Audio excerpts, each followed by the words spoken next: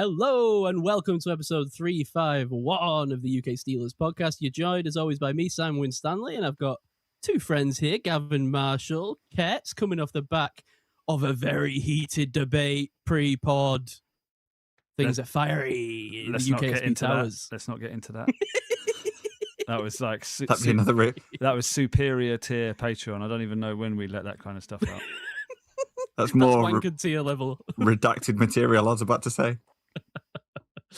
Welcome one, welcome all to this episode 351 of the UK Steelers pod. As I say, we're going to get into, I guess this will probably be the last of our kind of draft adjacent podcast in terms of reviewing in a bit more depth some of these players that we picked up in the 2026 NFL draft. So closing the chapter on that little segment. I don't know if that's strictly true, because we still need to talk about Heidenreich and Nowakowski.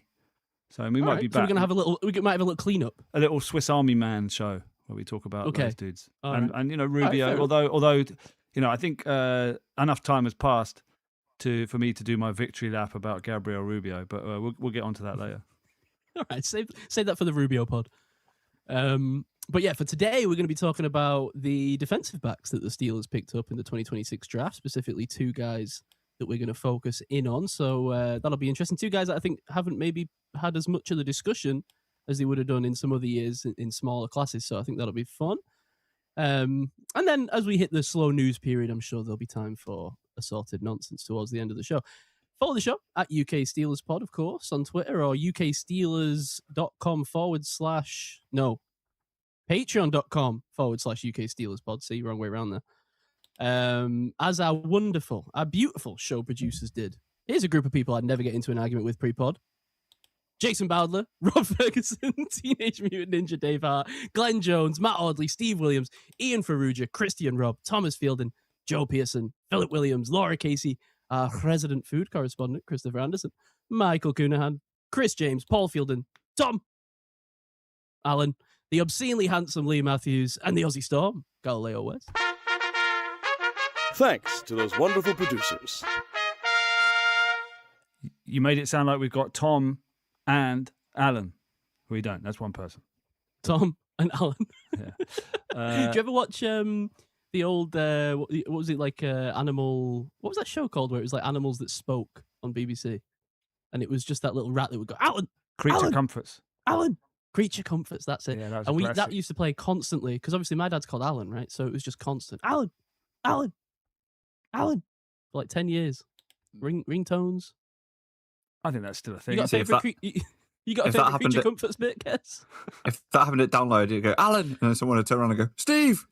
And that would be it for half an hour, just everybody shouting Alan and or Steve. Do we need to mention the WhatsApp group? Yes, I did. There's a couple of things I wanted to mention. So yeah, as Gav says, the WhatsApp group, how do people join that, Gav? They go on their WhatsApp app. They look down at updates, which is next to chat on the bottom.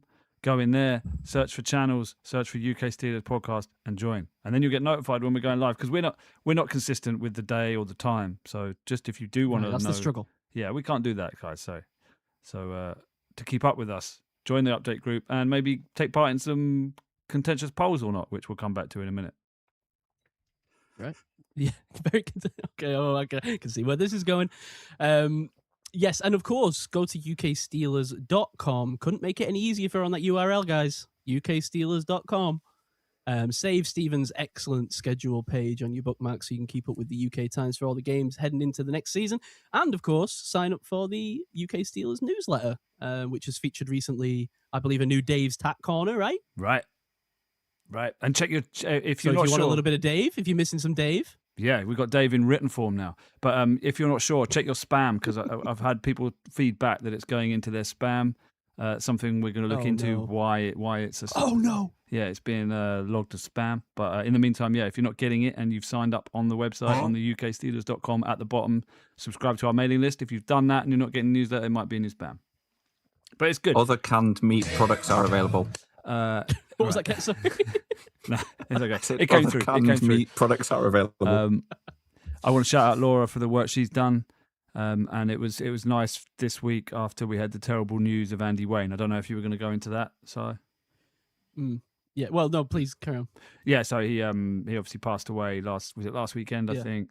So it was nice to see the picture and the small eulogy that Jason wrote up. Obviously, Andy was one of the guys from the early days of the Facebook group, for those late night idiot days, and it's a sad loss for us at the UK Steelers fan group. Obviously, was a baffle ref chain crew, and that's sadly what he died doing. Unfortunately, I think he had collapsed on the sidelines, didn't he? So terrible scenes, terrible time for his family and everything, and so it's just nice that we've got a place now where we can memorialize him and pay our respects. Absolutely, yeah. No, I'm glad you brought that up actually, because I hadn't noted that to bring it up today. But absolutely, rest in peace, Andy Wayne, who, as you said, been around for a long time, always involved in the game chats on the Facebook group, and I mean, really had been there from the very beginning. I mean, because it came up in the admin chat first of all was Jason just letting us know that it had happened, and obviously the name straight away. I was like, oh my god, and I was just checking it was who I thought it was. I was like, oh my, Andy Wayne. So definitely a name obviously, from those early, things, those very like early days, 2016, 2017, the game threads. He was one of the sort of 15 people that we started with. Obviously, we're doing up to 1,000 now, but yeah, sad times. Yep. So yeah, as you say, sign up to the newsletter and keep abreast with all the information there.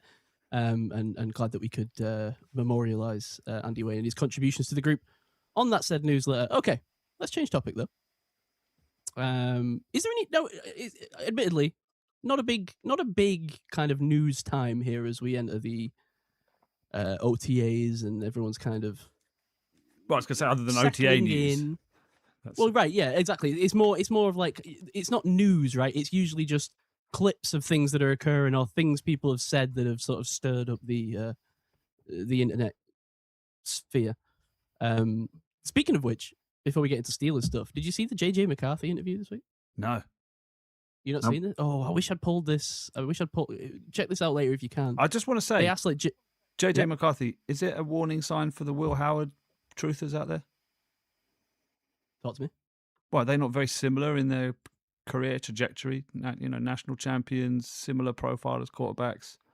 What's happened to JJ McCarthy? And why was one a first-round pick and the other sixth-round pick? Well, one's got slightly more traits, but I'd say I'd put them in the same bucket of type of quarterback, wouldn't you? Like leader, winner, did well in college, maybe didn't have the traits, but that doesn't matter because he's a leader and a winner and did well in college, and then maybe it doesn't always work out. But anyway, sorry, I derailed you, but yeah, no, I hear you. I think I was hoping a little bit more of JJ McCarthy's physical tools would kind of play out in the league, and they haven't, at least yet. But I think what concerns me most about JJ McCarthy is it doesn't feel to me like he's got it between the ears. And not to say that he's, I don't want to call anyone stupid or smart. I think you're probably got to be very intelligent, probably more intelligent than me to play NFL quarterback at any level. But when people ask him things, and this happens every so often with a player that gets drafted too high, especially quarterbacks because they're under the microscope a little bit. When you hear their responses to everything, it's just like media training is not going to save this guy. Do you know what I mean? Like this guy's just not got what it takes to not give the wrong answer every time. Like because he's trying, you can see it in his eyes that he thinks he's saying the right things, and he's trying to just be boring. And have you got a clip? Can I Google this and can we watch it? Is it on YouTube? Yeah, I mean you'll find it straight away if you just Google JJ McCarthy or Twitter JJ McCarthy. Looking at because it's it's the talk of the town at the minute. Is his comments on basically someone asked him like what's it like having Kyler Murray in the building? Okay. I don't know how easy it would be to find that for you, but is this it? It's been like with Kyler so far. No, it's just like this one. Two guys. That one. Yep. Okay, yeah. Hang on. Bear with me. We're going live. Hang on. Stream. Boom. Right, and then. JJ, what's your relationship been like with Kyler so far? It's just like two guys in a classroom. He sits on one side, I sit on the other side, and it's the coach's responsibility to teach us and coach us. Is there any awkwardness like between you two?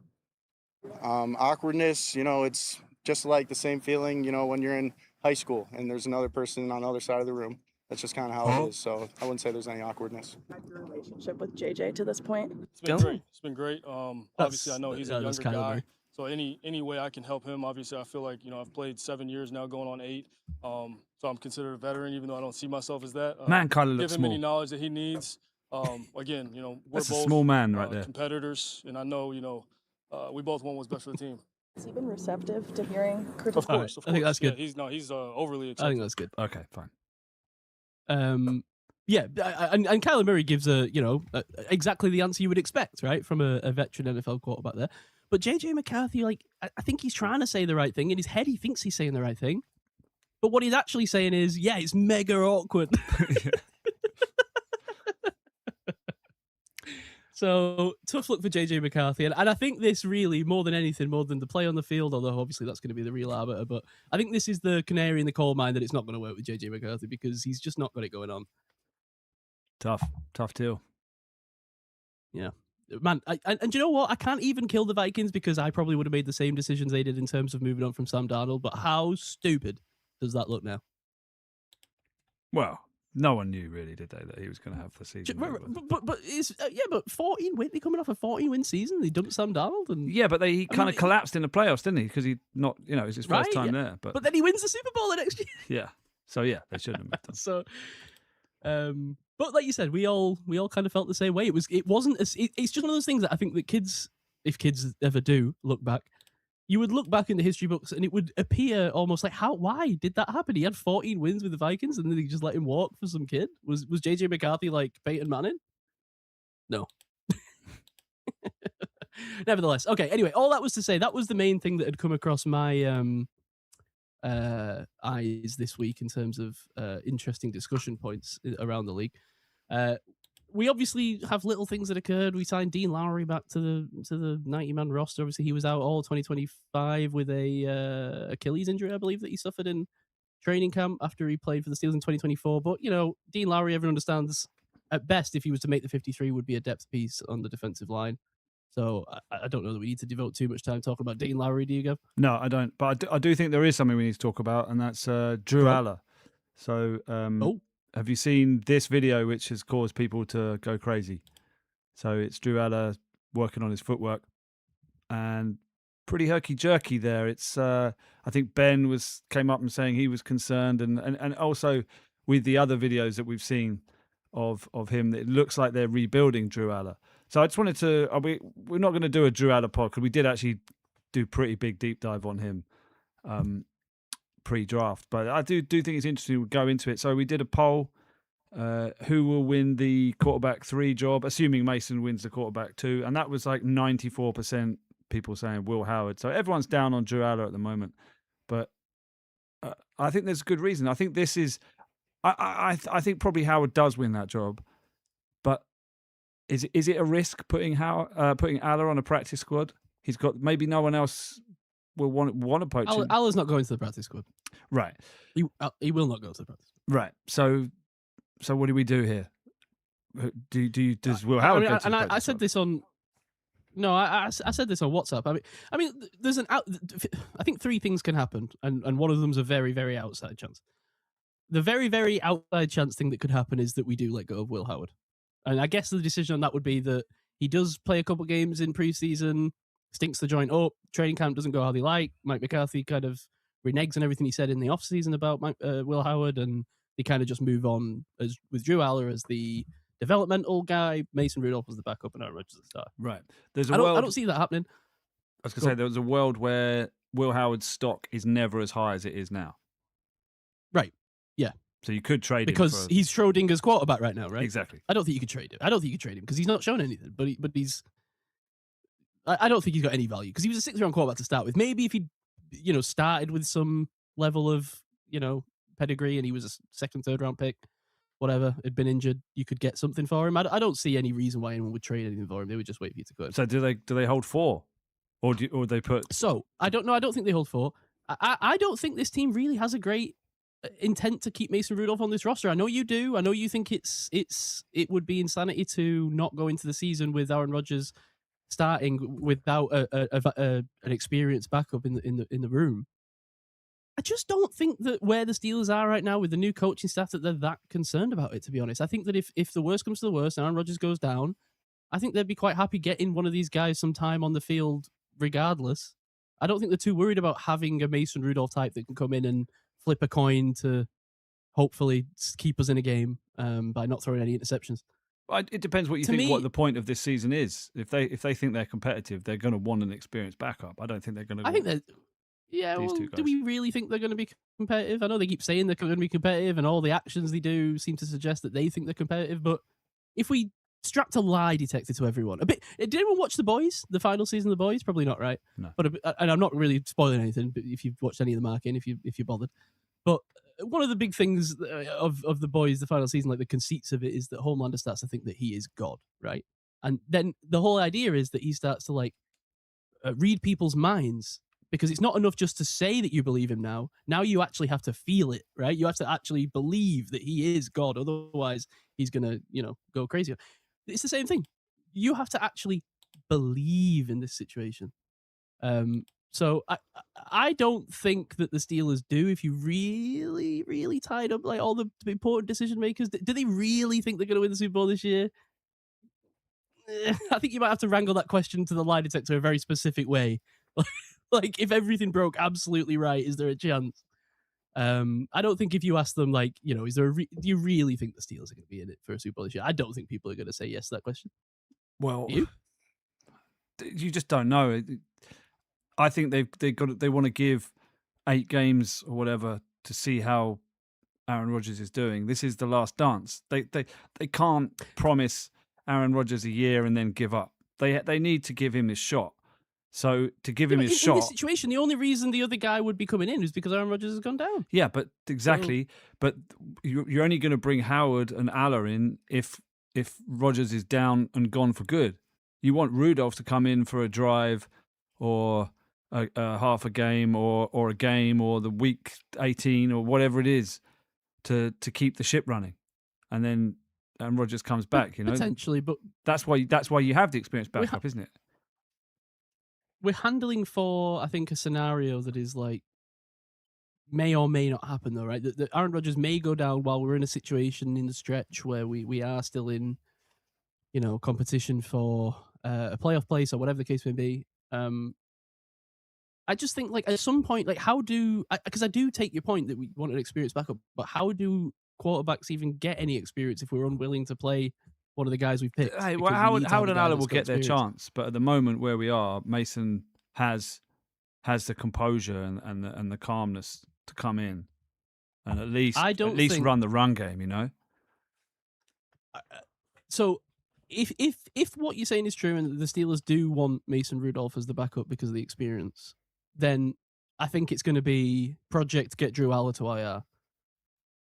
Someone in camp is going to be tasked with bending that boy's pinky back so far that he's not able to move it for the rest of the season. That old trick, because you can see what I've put up on the stream there. Drew Aller has the worst footwork of any quarterback in the NFL. That's the book. That's what the book's saying at the moment. I think this is a total mechanics rebuild. You cannot play this man this year. He needs time. Yeah. So then, how do you smuggle him onto the roster? Because the world that I'm living in, and Ketts will throw it to you in a second, tell me if you agree, if you see it the way I'm seeing it, or if you've got a different idea. The way that I view it is that it's going to be, obviously, Aaron Rodgers, Mason Rudolph, because he's also, by the way, the only guy in this quarterback room that you'll have some cap savings on if you get rid of him. You'll get about $2.5 million in cap saving. Not massive, but when, the Steelers are operating on that line of having that kind of in-season amount that they want to have available to them, that's going to be something when they're looking at who they want to trim down or trade. I think we're going to have Will Howard as QB2 going into the season, and Drew Aller is not going to get a helmet in games. He's going to be a developmental quarterback sitting on the sidelines for most of the season without a helmet. Mm-hmm. That's how I see it going. Unless Will Howard, really stinks it up. If Will Howard stinks it up, that may need to be reevaluated, and then that's when that situation comes into play where maybe Will Howard gets offloaded some way or somehow. But right now, the way people are talking about it, I think this is Will Howard's opportunity to step in and say, right, I can be a backup in the league, and this is my chance to show that, while Drew Aller's not, even though he's got the higher pedigree, like you say, he's not ready. There's no world, I don't think, where Drew Aller plays meaningful snaps this season, because even if he's playing snaps, they're not going to be meaningful. He's a long way away from it. And I want to come back in a minute and talk about why maybe that is, but Ketts, you go. Yeah, I just listening to a lot of what you guys were saying, to be honest, and don't disagree. My thoughts on Mason Rudolph in particular if we do let him go and some situation does happen in the season where there's a bit of a disaster, you've only got Drew Aller left that's fit, are we saying that we can't go into the free agent market at whatever point in the season that happens and not find someone who can do as good a job as Mason Rudolph would have done? Because for me, if we're saying that we think we could go and get, I don't know, Carson Wentz, to Trey Lance, that sort of random quarterback at that stage, would it be... Familiarity with the playbook is worth the weight in gold. I was good because I was going to suggest something similar to that, Ketts, actually, with the idea that could we not just go out and actually, I was going to say, just get Mason Rudolph back from wherever he ends up if we really wanted to. That's which I think would maybe would be the angle you would go. But yeah, I agree with Gavin that I don't think like just fitting in like a Trey Lance or Carson Wentz or whatever would necessarily, because at that point, why not just roll out Drew Aller? Exactly. Maybe because it would, The whole point of Mason Rudolph is that he comes in and your offense doesn't skip a beat, or at least the playbook's smaller, slightly narrower, but it's still the same playbook. You're not suddenly going, Jesus, we need to protect this rookie. And I was trying to avoid my standard narrative of let's just get a decent draft pick, but you forced me into it. If that situation does occur, then if we're not realistically going to win a significant amount of games, we're never going to have any chance in the playoffs. But that's not what would this organization be too... No, but would this organization be too stubborn and too stupid that it would screw itself out of a better, higher pick, as kind of Simon suggested they would do last week when you guys did the... and I was laughing because I thought that's exactly what would happen with the Steelers. Like, they will all of a sudden win 3 games that they've got no right to win and potentially cause themselves an issue in the future. I hate to be as you see a team do every year that wins a game that screws them out of the first or second pick. Mason's not on the roster for that situation. That's what I know. Howard's on this. If they're looking down the barrel of a losing season, then you don't see Mason Rudolph. That's not the point. You see Mason Rudolph in a winning season where Rodgers needs a little bit of time. There's two different situations. So I kind of feel, though, that unless we are really strong going into the bye week, I think that second kind of half of the season, there's some really tough games there that even if you've got Aaron Rodgers, I don't think we'll win more than our fair share of them. I can't see in that situation Mason moving the dial particularly. That's not what I can't see him. That's what I'm saying. Winning them. We got to 10 wins last week and the Steelers lost that whole stretch. They can still get there.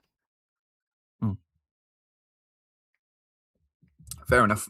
Maybe that's just, I don't know. I've never been that high on Mason, and I feel like I've got my hopes up about him too many times now, and it's kind of once bitten, twice shy, or 6 times bitten, 7th time shy. Yeah, that's true. I think we do all have, much like we used to. I don't know if you remember this, Ketts, but much like we used to have with Landry Jones, Laundry Basket. I think a lot of Steelers fans have just got like exhaustion from Mason Rudolph, right? We've just had enough Mason Rudolph, right? It's not that he's completely terrible. It's just that nobody needs to see Mason Rudolph's hinge profile at the next away game. Let's just let that happen to another team for a while. Mason Rudolph got dropped for cult hero Duck Rogers. Let's not forget that particular stretch of our Steelers fandom. Who also has found a successful marriage in that time while Mason has been parading around on these dating apps, by the way. So yes, he's done very well. Well done. Secured the bag. Right, anyway, this is all about Drew Aller. So let's bring it back to Drew Aller. Why are his mechanics so bad? Well, because they always were. Because Penn State made a mess of him. Well, exactly. Penn State, junk-ass QB recruitment, coaching, and play. It's just sheer luck that they ended up with a good prospect like Aller, because usually most of their guys are complete junk. These kind of programs become self-fulfilling prophecies. Recruits don't want to go there. Coaches stay away.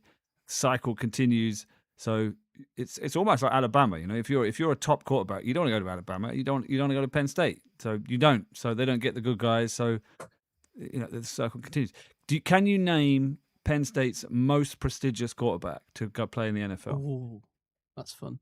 Yeah, this is fun. He says that's fun, then realizes me and Ket's are going to have no knowledge of. Yes, I couldn't name more than one Penn State quarterback. So I'll give you some clues and see if we can get there.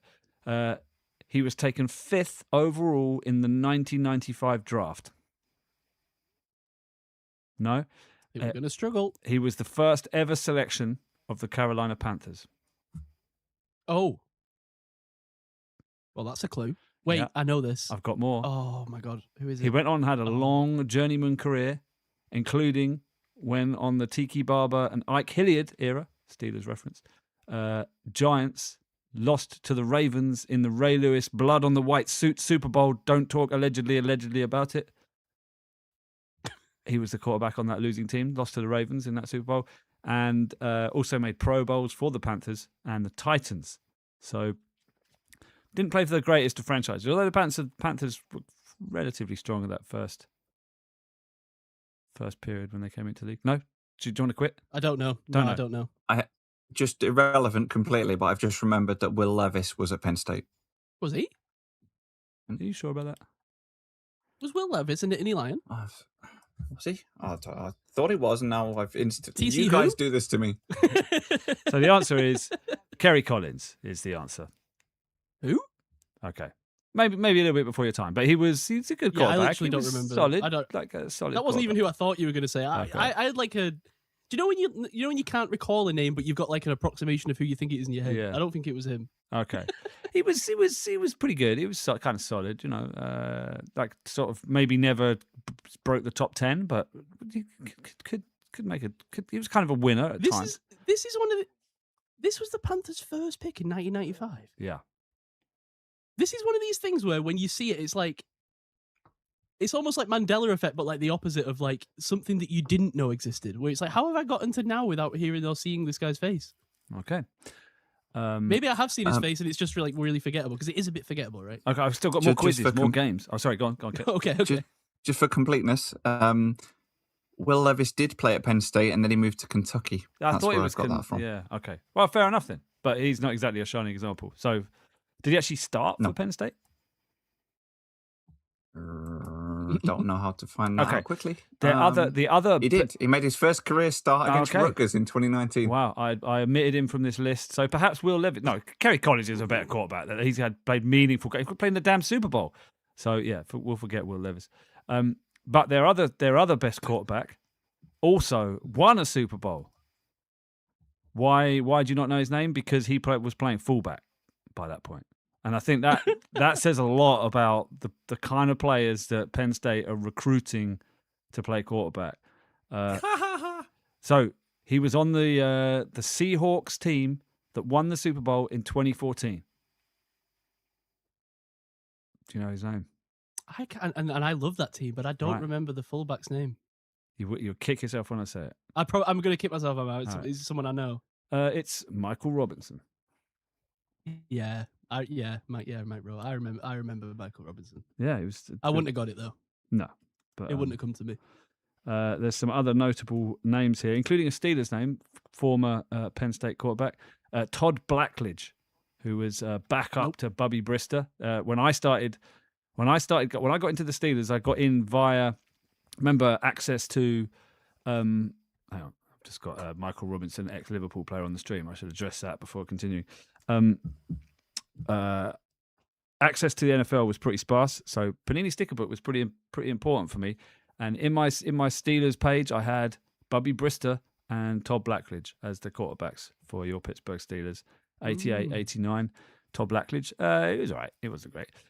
The other pick, amazing quarterback, and this is the floor of what Drew Aller could be.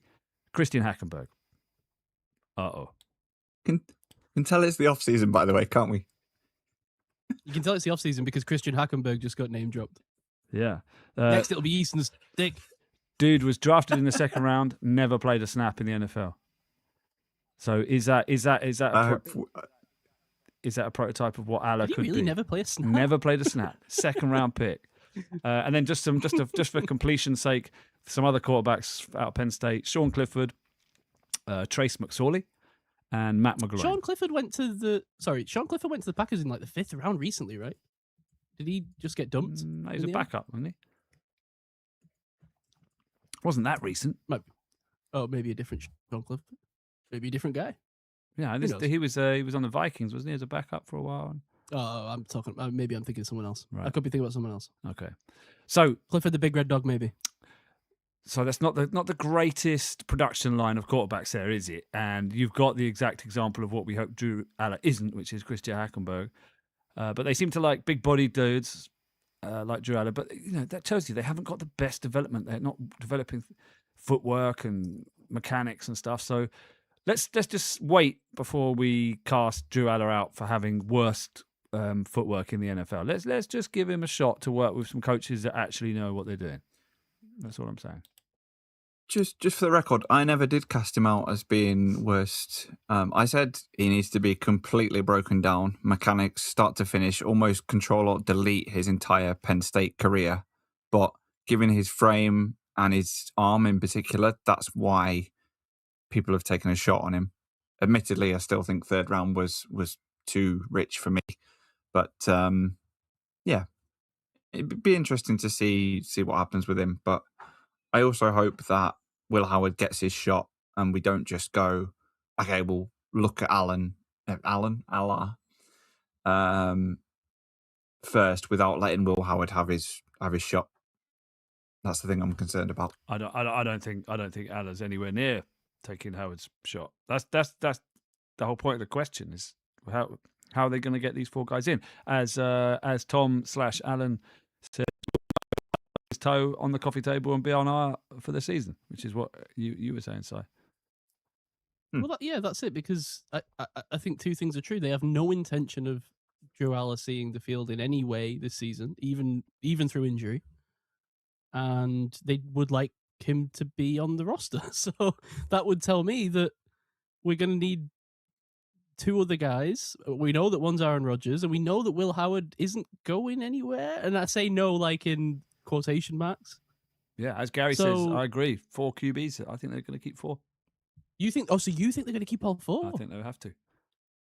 Interesting. So I guess that's a route that I didn't, an option that I didn't lay out, is that they just keep all 4. I just struggle to. Have we got much precedent for that? Like, can we point to it the last time a team did that, or? That's several teams have. I know that's a hard task to lay out right now, but just in general, it feels like I cannot remember a team rostering 4 QBs at one time. I just can't even, post obviously training camp. You'll kick yourself. August 2024, the Cleveland Browns surprisingly kept 4 QBs. There were no 2021. See, now, Gav, do you really want to be suggesting that we pull off Cleveland Brown moves? Not really. Or do you think they couldn't put one of these guys on the who's more likely to get claimed out of Aller and Howard? Aller, right? I think you'd be risking either of them, actually. Yeah.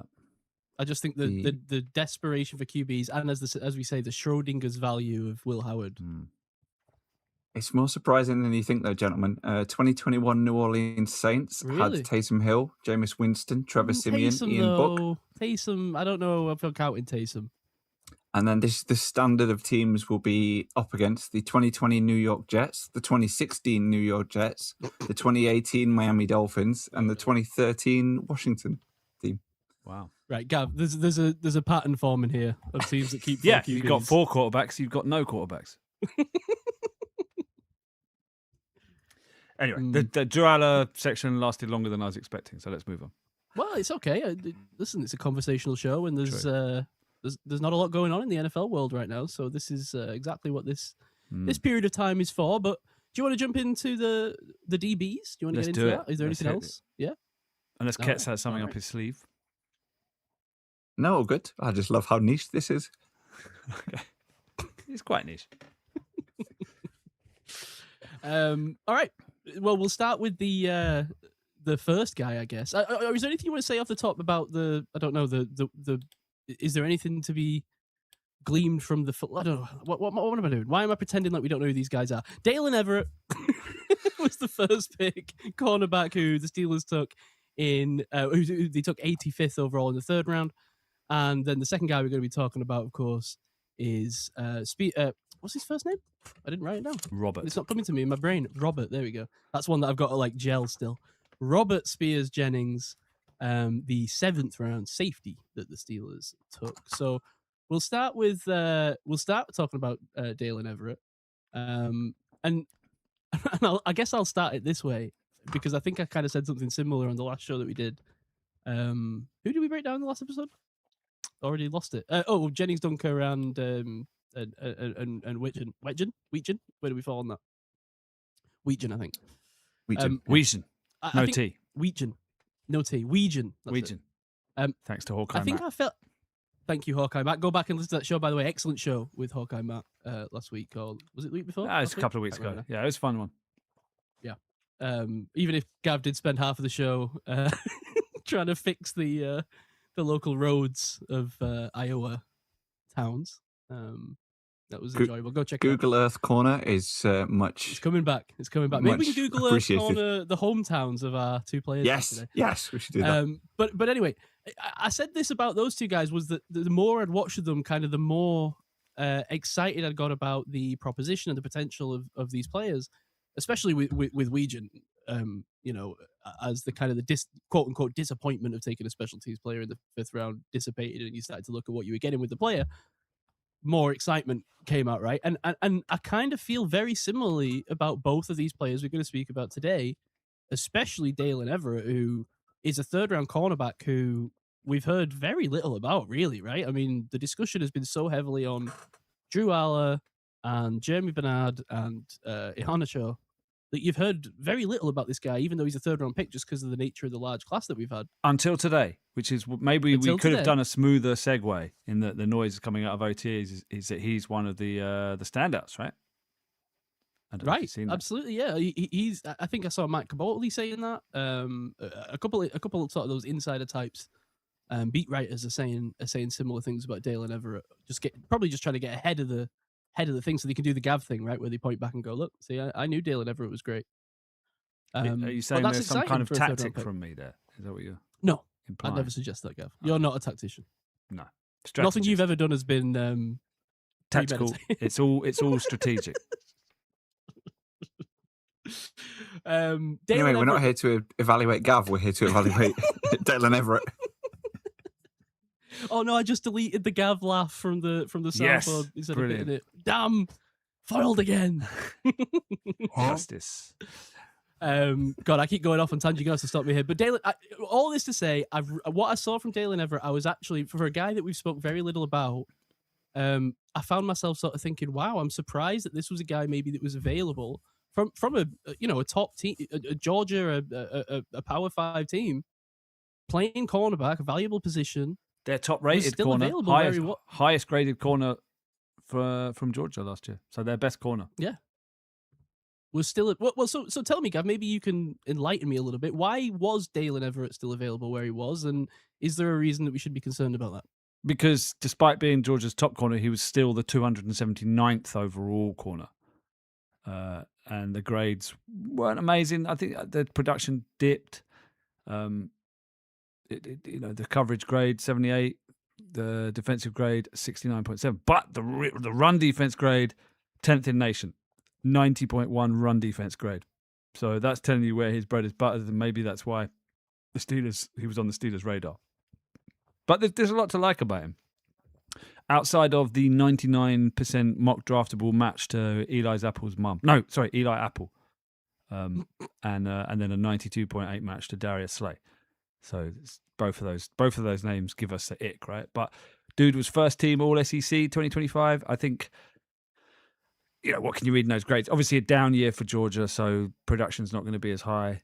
But I think he looks like he's a solid prospect from what I'm seeing. It's kind of a crowded room. They've brought in Dean.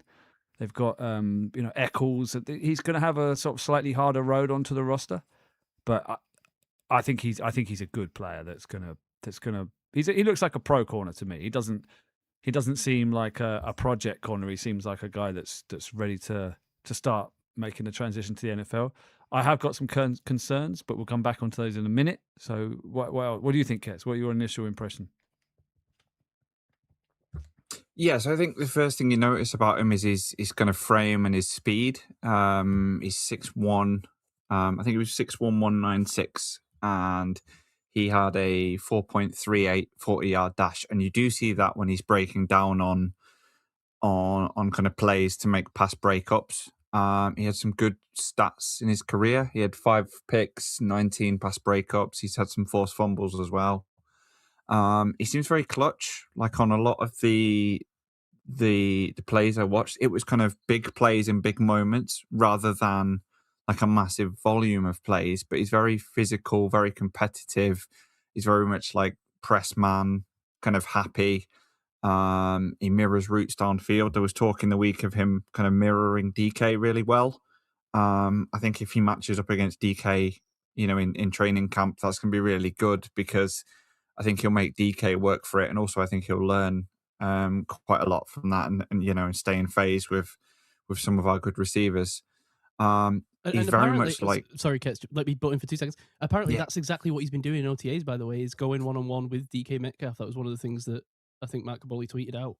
And my specific, my top note is seems great at staying in phase. I think that from his tape, that was my key takeaway. He's sticky. He's a phase merchant. Like there's other problems, but I think he's smooth, change of direction, agility, body control, consistent height with his hips and shoulders through his breaks, no wasted movement.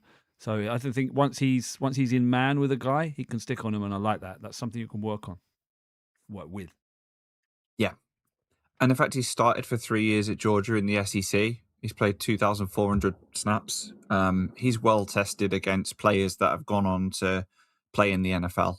I think the other side of the physicality is the fact he's probably going to give away penalties. He's probably going to be a DPI, flag happy. Referees are going to love this guy potentially because he does get very physical and he loves to hold on. And in the NFL, he's not going to be able to do that as much. So I think him staying in phase is really important. I think he doesn't really look back towards the quarterback or towards where the ball is very spot on. early. Exactly right. Yeah.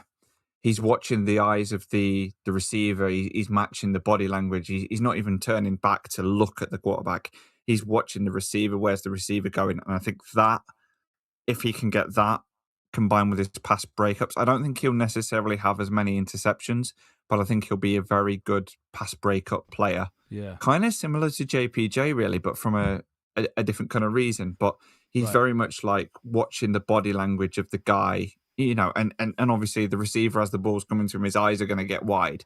So he's going to know the ball's coming. And I think it's that ability to stay with him. I don't think he's necessarily brilliant at flipping his hips and going kind of on sharp route changes, but I think he could get beaten by quick separators, but I think the longer speed guys, I think he can match them really well. So I think there's a chance he could play on the outside. I was going to say, do you think that makes him strictly, because he played inside and out in college, but do you think he's strictly outside?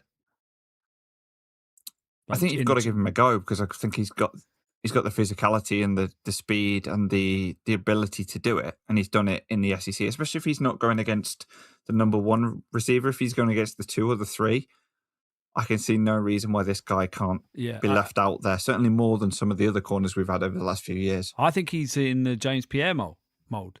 James Pierre didn't play the slot, right? He was strictly outside, man guy, good at what he did, but kind of a little bit limited. I think Everett's a better mover and is going to be a better player than Pierre, although Pierre's was good. I think he's got higher upside. But I think you're absolutely spot on. He plays the man, not the ball. Now, initially, I thought it's a problem. It's a problem that he doesn't get his head round till really late. But actually, the more I watched him, I started to think, hang on a minute, he doesn't need to get his head round. Like he seems to have a knack of getting very, very late eyes on the ball and still making a play. So perhaps it's actually a super ability for him. It's not that he's instincts, I guess, right? Yeah, it's not that he's getting beat over the top with these late looks. He's getting his head round right at the last minute and still making a play on the ball, and that's where some of his picks come from.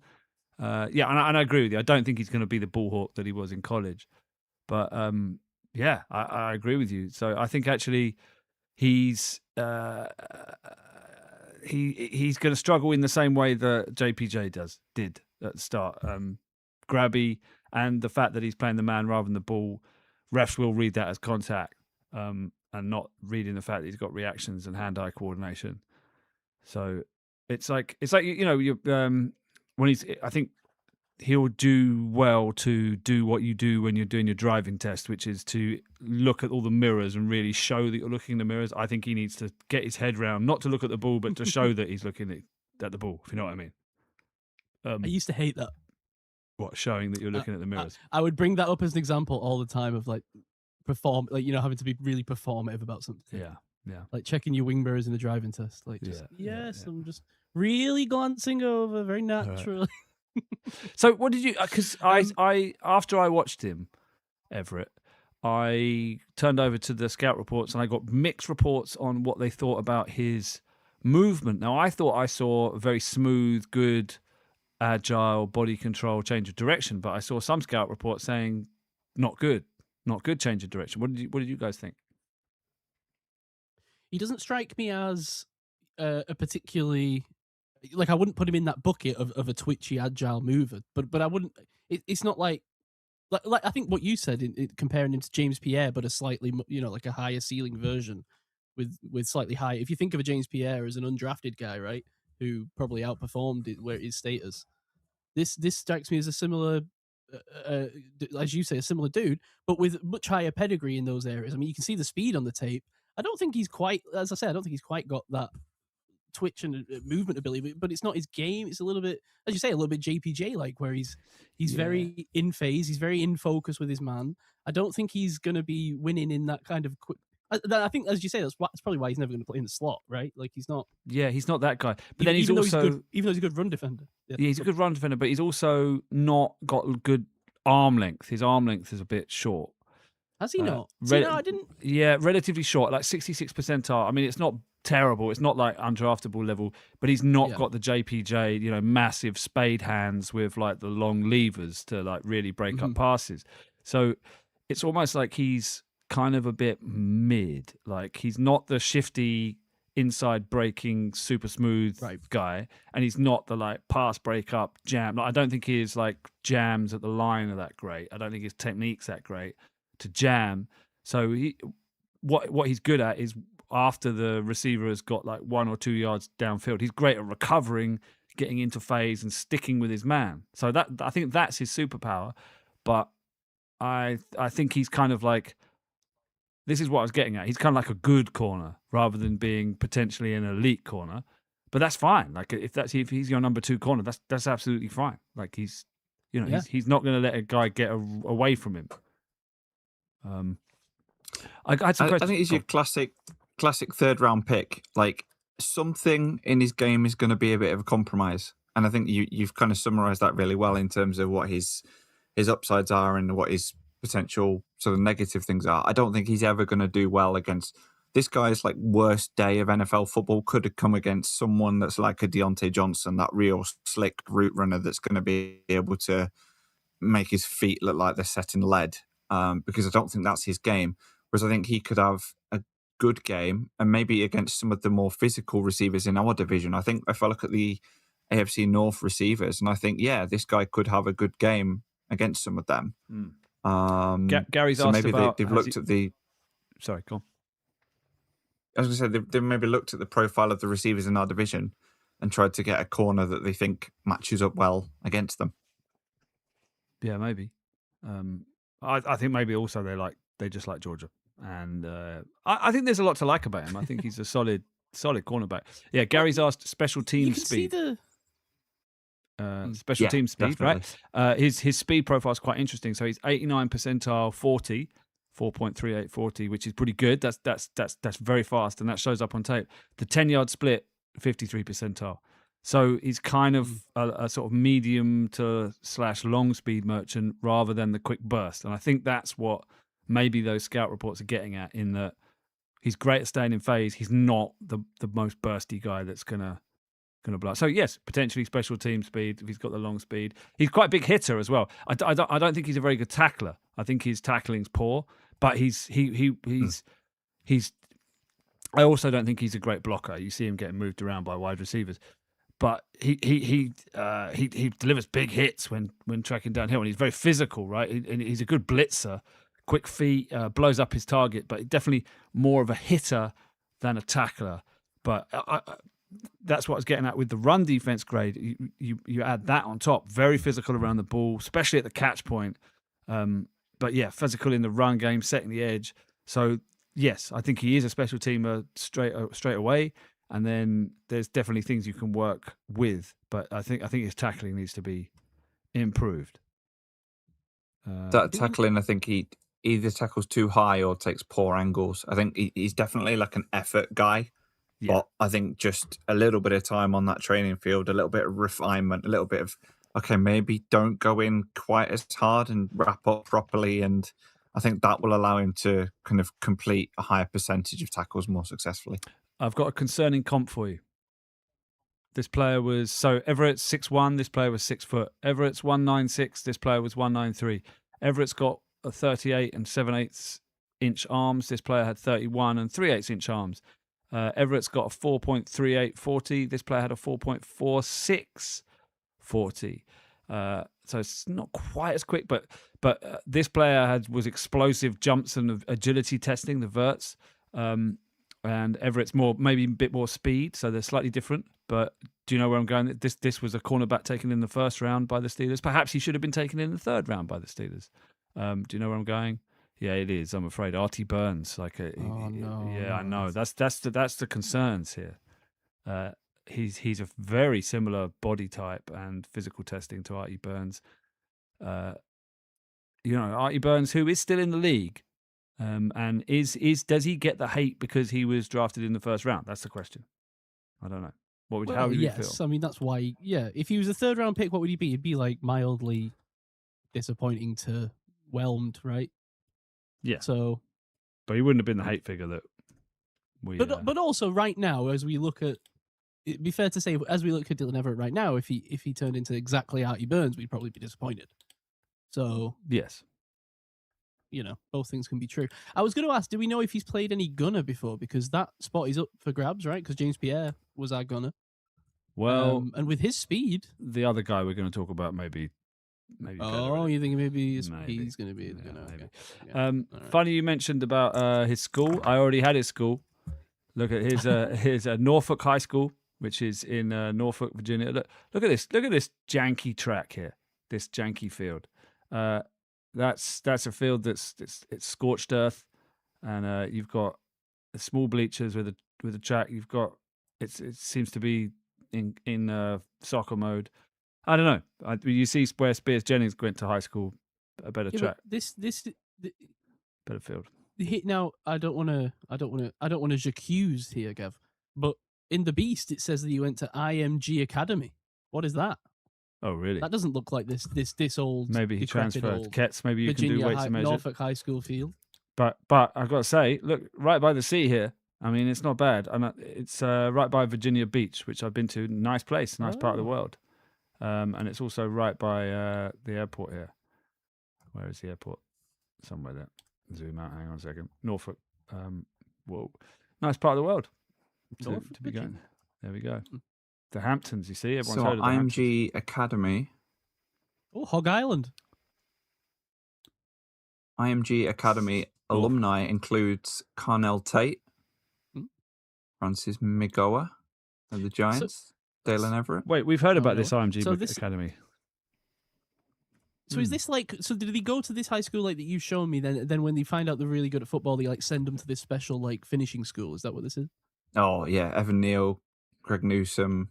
Yeah, it must be. KJ Osborne, KJ Hamler. Who are the IMG Academy playing at football? It must just be desecrating local teams. Is it not an off-season? So we're flying over to the IMG Academy. It's in Florida. There it is. Wow. This is. Geez. Yeah, off-season workouts, spring football. Yeah. A little different to the Norfolk High School. They have a fair few fields, multi-purpose. They've got baseball. Yeah, they've got a few diamonds there. Wow, this is amazing. This is a different kettle of fish to his high school. Amazing. IMG Academy. That's cool. They got tons of fields, haven't they? Yeah, a preparatory boarding school and sports training facility. Immediate vibe, Czechsai. Yeah. Well, the thing is, I don't think because they are right. I don't think when we hear the words preparatory boarding school, I don't think it's quite the same thing as what we envision. Not quite Eton. Yeah. IMG Academy's national team takes on an incredibly competitive schedule against some of the nation's more elite programs. Players arrive in July to begin their preseason training camp. It's it's preparing these high school kids that have probably only played before, regular high school ball for what it's going to be like in a more professional setting, right? In a high echelon college team.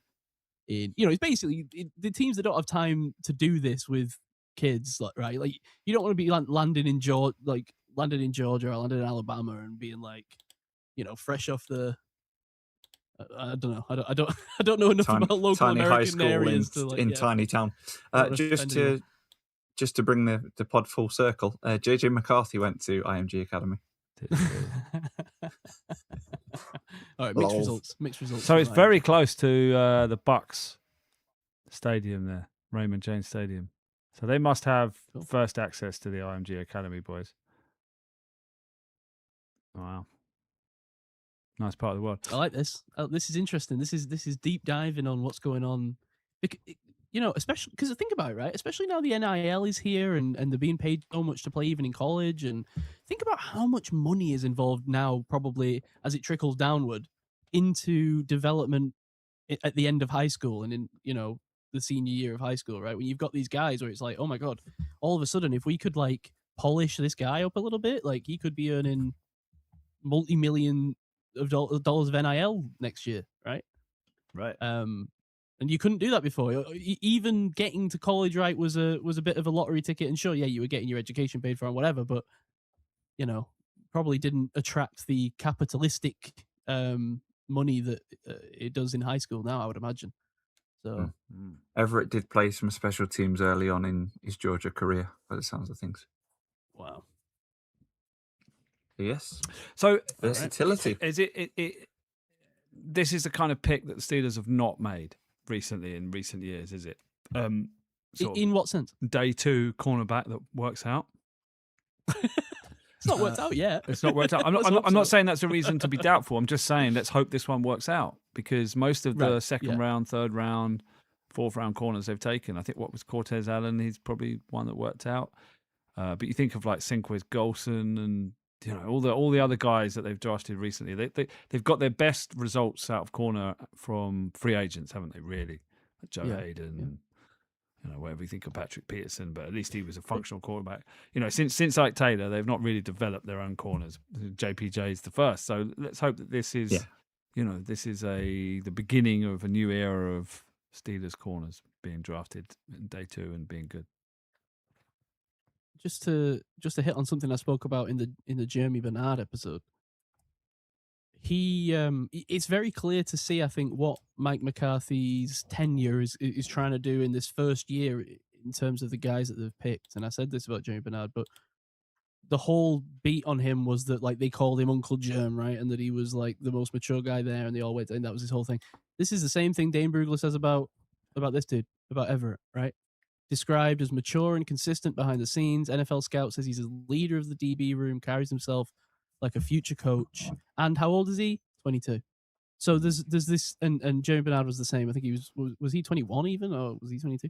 Because they're very clearly have beelined straight for these guys that are on proven programs, still young but mature beyond their years, and they've done that over and above even like freak athletic testing and the usual things that we see teams chase. And I think that's a smart thing to do when you're trying to set a culture that goes down below what is the surface level, which is these let's be honest, older players. We've got Cam Hayward, we've got TJ Watt, we've got, these guys that might not be here in 2-3 years. And what's the culture going to be when those guys aren't here? And these are the foundation layer dudes that we're seeing right now. And I think that's more important sometimes even than the play on the field.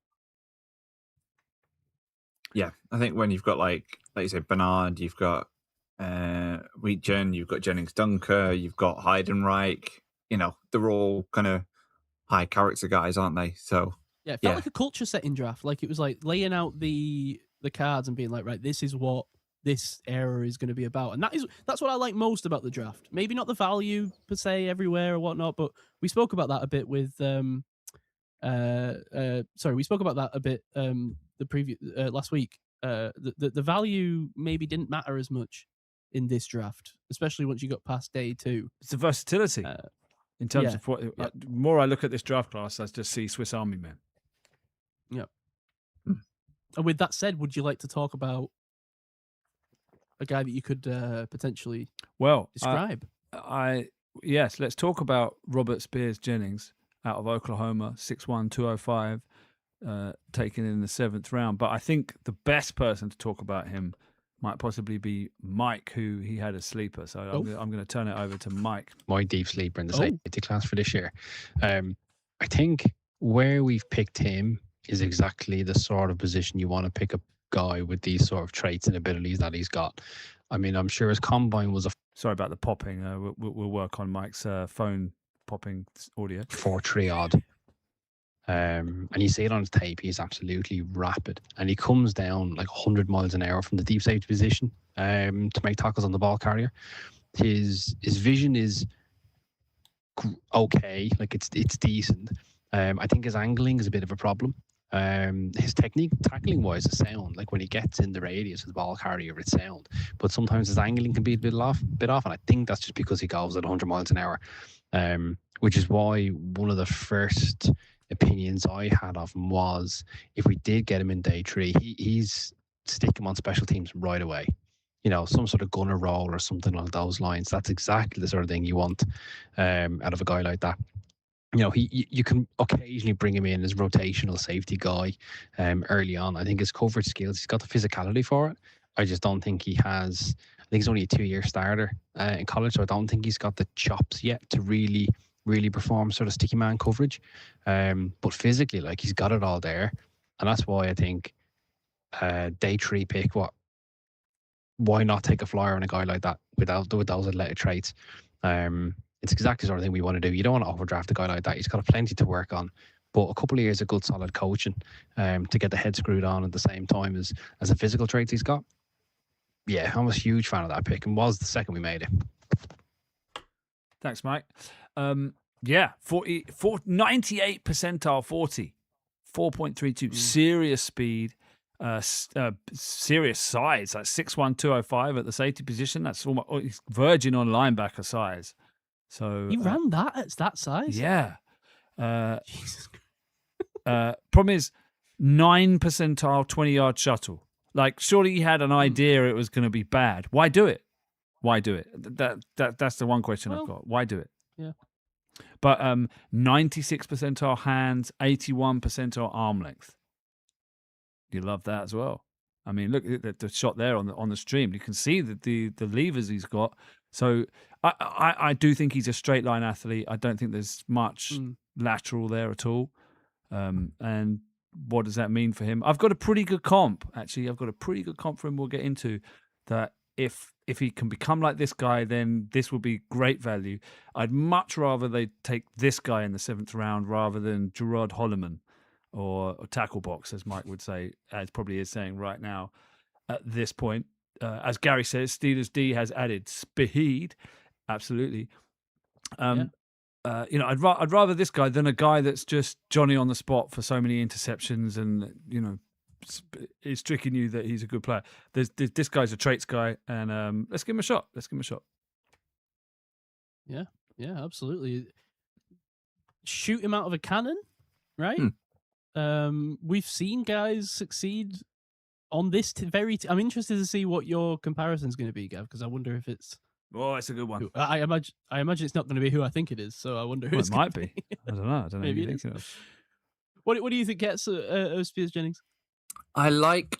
I think he's definitely like box safety, kind of a bit of an enforcer. Like, I love the idea of shooting him out of a cannon to surprise a team and maybe do it at a time when they're not quite expecting it as well. I think he's got that good, like, strong safety blitz potential. Definitely. What's that?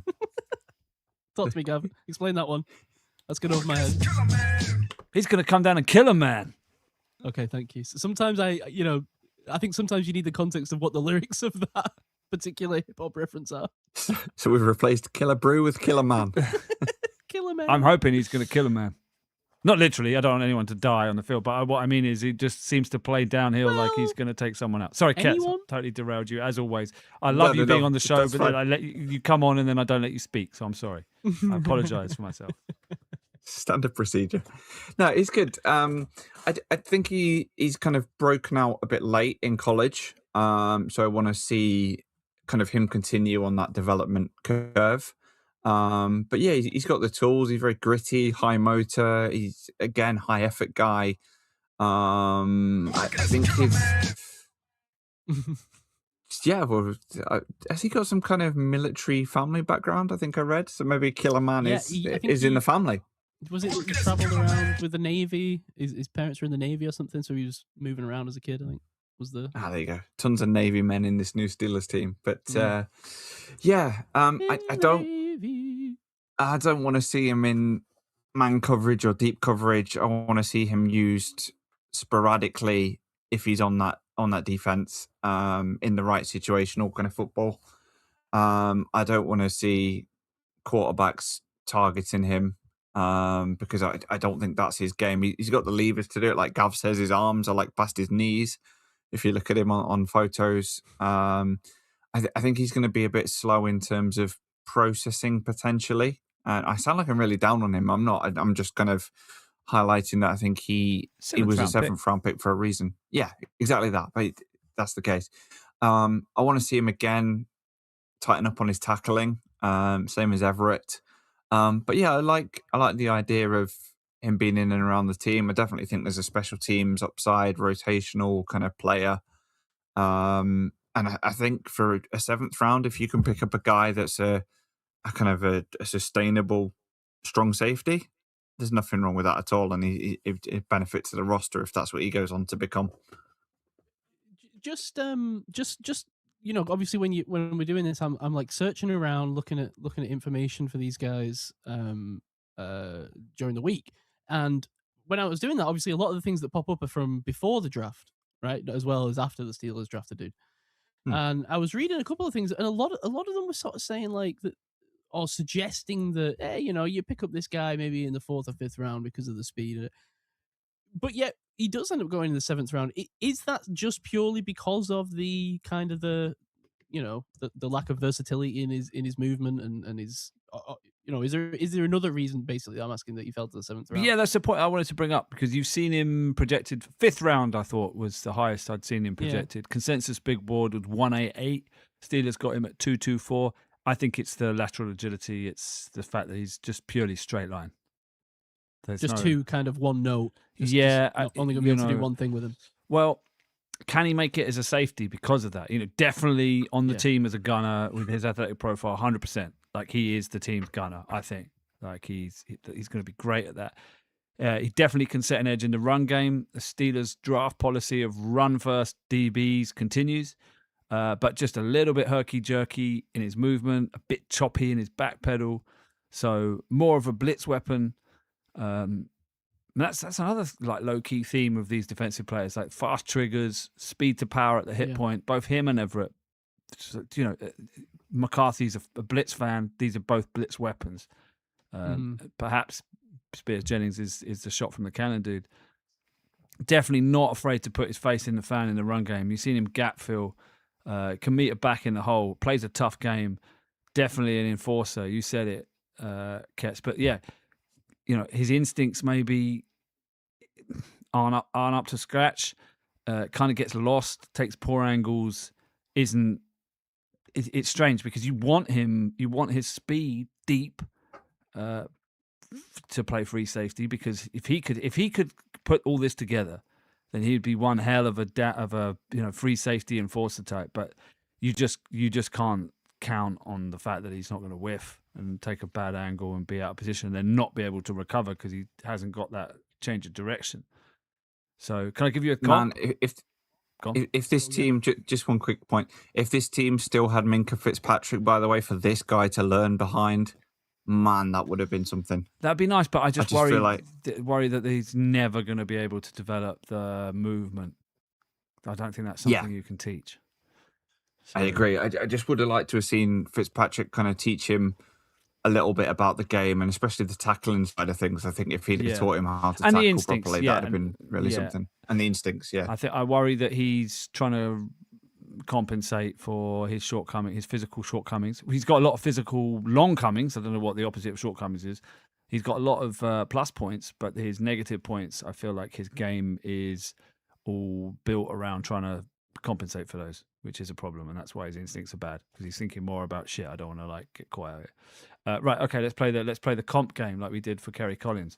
So he reminds me of a former Steeler. At least he reminds me his upside, the dream of what Spears Jennings could be is a former Steeler who was originally drafted by the Raiders in the second round in 2009. And this was a classic Al Davis reach. He had a 7th round grade from Mel Kiper. I found a quote from a scout report about this guy, not Spears Jennings, about this guy. Usually sees the play in front of him. A read and react player who may struggle with misdirection and double moves at the next level. Has the speed to recover, but may not against NFL receivers. Used his speed to catch up to weak downfield throws. This guy that I'm talking about took 4 years and a move of team to get going, but he did get going with the Panthers. He moved to the Panthers in 2013, and then he came to the Steelers. He had a good season with the Panthers. The Steelers paid him 5 years, $25 million, and by the time we got to that point with the Steelers, the evaluation that was down on him: excellent size speed combo with well-developed upper and lower body, lights up wide receivers coming across the middle and running backs in the flat. Has the range to cover the field after reading the quarterback's eyes. So that's the career path. So it might take time for Spears Jennings to get to where this guy was. Do you know who I'm talking about? Do you know who the player is? What year did you say? 2009? Was drafted by the Raiders in 2009. They took him in the second round when most people had him. Apparently, the pick was made. Can I remember? I'm not sure I remember. Apparently, on NFL Network, the pick was made, and then they spent 8.5 minutes discussing why it was the wrong pick on NFL Network for the whole time, and why Al Davis was so crazy. Basically, the Haywood Bay of defensive backs, like a guy that should have gone in the 7th round, and they took him very, very early. No guesses? And what year was he a Steeler? What year did he become a Steeler? He joined, I think, 2014. And he was a safety. So... Yeah, safety. And he was an enforcer. Basically, he's the upside. I think you're going to get it. Ketts, the guy who used to be the big hitter and yeah, you got it. You're there. I'm not going to give you it. Sorry, listener. You're going to have to bear this pain. Mike Mitchell. Yes, you got it. Mike Mitchell. Boom. Mike Mitchell. Thank you. Mike Mitchell. Yeah, you got it. You got it. Well done. Hang on a minute. So Mike Mitchell, he was a 2nd round pick. I don't think I even knew that. Yeah. I think that was the main reason I wasn't even thinking about him. Didn't this guy have a lot? Obviously, this was a bit before my time, but the only thing I know about him was he got banned from Twitter for shouting at some fans who criticised him. Oh, really? And then there was some I think there was a few dirty hits that he got criticised for. He was a very well. dirty player. Yeah, very dirty player. Oh yeah, he was. Yeah, that was his whole thing. Yeah, but okay. I'm just looking because I went to I find know it. about him. Did you do that on purpose, Gav? Darius Haywood-Bay was the 1st round pick of the Raiders before Mike Mitchell. I didn't know it was the same year. I'd forgotten that. But yeah, that was yeah. So it was they literally did bonkers. back to back. Yeah, Darius Haywood-Bay, then Mike Mitchell. You gotta love Al Davis. I can't wait for this damn movie to come out, man. It's gonna be so good. Classic. I mean, maybe he's a forgotten Steeler. No one, unless you were watching at the time, you probably don't know the name Mike Mitchell. But he was. I forgot about him. He was divisive. Like, people didn't like him, but man, like, wide receivers did not want to go anywhere near him. Like, he would lay the boom. And I quite like Mike Mitchell for more for that effect rather than his actual play, because he would take bad angles and get caught out. And I think that's what we're looking at. What we could potentially, the ceiling of Spears Jennings is Mike Mitchell, I think. I think this is where you've got the Killer Man hip hop from. You've got excited about this prospect and gone down a rabbit hole. I have. I got more excited. Well, that's what this process is all about. It's getting us and the listeners more excited about these dudes that are currently just names. And Ketts, can you find out how many times Mike Mitchell was ejected from an NFL game? Because in my head it was like every other week. It did seem like it. But I got to tell you, but I'm sure it was just once. Spears Jennings High School. Let's just check it out here. It's let's check it out. What is it? No, again, listed here. Let's see what you've got. What do you got to track? I've got it as Broken Arrow. Hang on, let me just get out of this. Down. Yeah, I've got Arrow. It just says Arrow. So right, here we Broken are. Arrow. This is a much nicer field. It looks. It's got the logo there. Car parks. There's no bleachers though. There's smaller bleachers. I mean, the bleachers are pathetic. What's that? That's like just mums basically on that thing. I mean, still you on can't. Mike Mitchell, and it's giving me flashbacks. Yeah, Sorry. you can't fit anything other than a couple of mums. But the field is nice. You got the two baseball diamonds there. You've got some tennis courts. This looks like a nice school. So where are we? We're I've forgotten where we are. Oklahoma, right? Yeah, he's Oklahoma born and bred. So he played Oklahoma College. Hey, how good is the logo, by the way? I know, it's Broken nice, Arrow, isn't it? Oklahoma. Most of these high schools are just stealing like the Packers logo or the Georgia logo or whatever. Yeah. Broken Arrow, they've nailed it. They've nailed the assignment. Man, don't you just love like American high schools, the way they all look the same? Yeah, it's the Friday Night Lights of it, right? Like the local kind of American culture vibe. Look at that. There isn't a school in the UK that looks as good as that. Look at that. They've got the pillars there. Right. Exactly. Wow. Yeah. They got the clock. Yeah. Mm. Who knew? All you needed was seedy money-making sports for I don't know. investment. They just seem to have more money for everything. Like like how when you look at not for everything. Well, not for everything, but I don't know. No, they just have more money, right? It's a much richer society. Like we're okay. Russia's at one end. Like we're in the middle. The United States way better in terms of GDP per capita or whatever the metric you want to use is. I mean, you can see it. Look at these houses, man. Everyone lives in nice houses and nice schools, and I don't know. Something to be said for America. Struggling to find a specific answer to your question, Si, but in NFL history, 4 players share the record for the most career ejections, having been disqualified from 3 games each. Is one of them Vontaze Burfict? No. So here's a good off-season game for you all. Yeah. You've got a defensive end, 2 cornerbacks, and a linebacker. Oh, wow. And 3 is the most ever, all time. Ever, yeah. Wow. Apparently, Quay Walker is the only player in NFL history to be ejected twice in the same season. I remember Quay Walker getting ejected a couple of times. In a 1984 preseason game between the Bears and the Los Angeles Raiders at the time, a massive brawl resulted in an NFL record 17 player ejections in the same game. And then the fastest ejection was Jeremiah Trotter and Kevin Mathis fighting 40 minutes before kickoff in a 2005 Week 1 game between the Eagles and the Falcons. That's good. Gary Thomas and Ndamukong Suh. Good guess. I like that. Is he one? He did stamp on people a lot. Not on the list, although this is a Reddit list, so I don't know how... He was a stamper. Do you remember that, Gav? And Ndamukong Suh? He used to stamp on people. Oh, yeah, he's a real bad guy. Turns out he's quite nice on the old Sky coverage, but yeah, back in the day, asshole. I love the idea that you can just like be a complete like scumbag on the field, and then as soon as you retire, you can be like, yeah, it's a character. Totally different dude now. I appreciate it. Yeah, I can't think of wrestling who these guys would be. I'm starting to think that like the people that have been ejected most aren't necessarily like the dirtiest guys, because you tend not to get really ejected unless it's something so insanely egregious. So who would that guy be? Who, like Antonio Brown? Did he self-eject himself by jumping off the field? Or... First player to run off, voluntarily. Yeah. So is he one? According to the information, he's not. No. So defensive end Alonzo Spellman. Oh, okay, wasn't gonna get that. Martavis Bryant. No, he was in the car park before he got ejected. Oh, I don't know. I'm getting different information from different websites. Oh. Vontaze Burfict. I can never say his name. Yeah. That guy. TC who? Right. First of all, that Ketts' attempt to pronounce Vontaze Burfict tells me we need to go back and do that 2016 review of that. That thing we've been struggling. we've been promising to do for a hell of a long time. Well, this is the 10th year anniversary, right? So I think this is the off season we do it.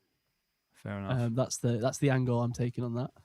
And that was who I guessed Ketts was Vontaze Burfict. I was like, is one of them Vontaze Burfict? It's got to be. Okay. Vontaze Burfict, by the way, of course, the arbiter of my favorite. No, it is my favorite. My favorite NFL moment of all time.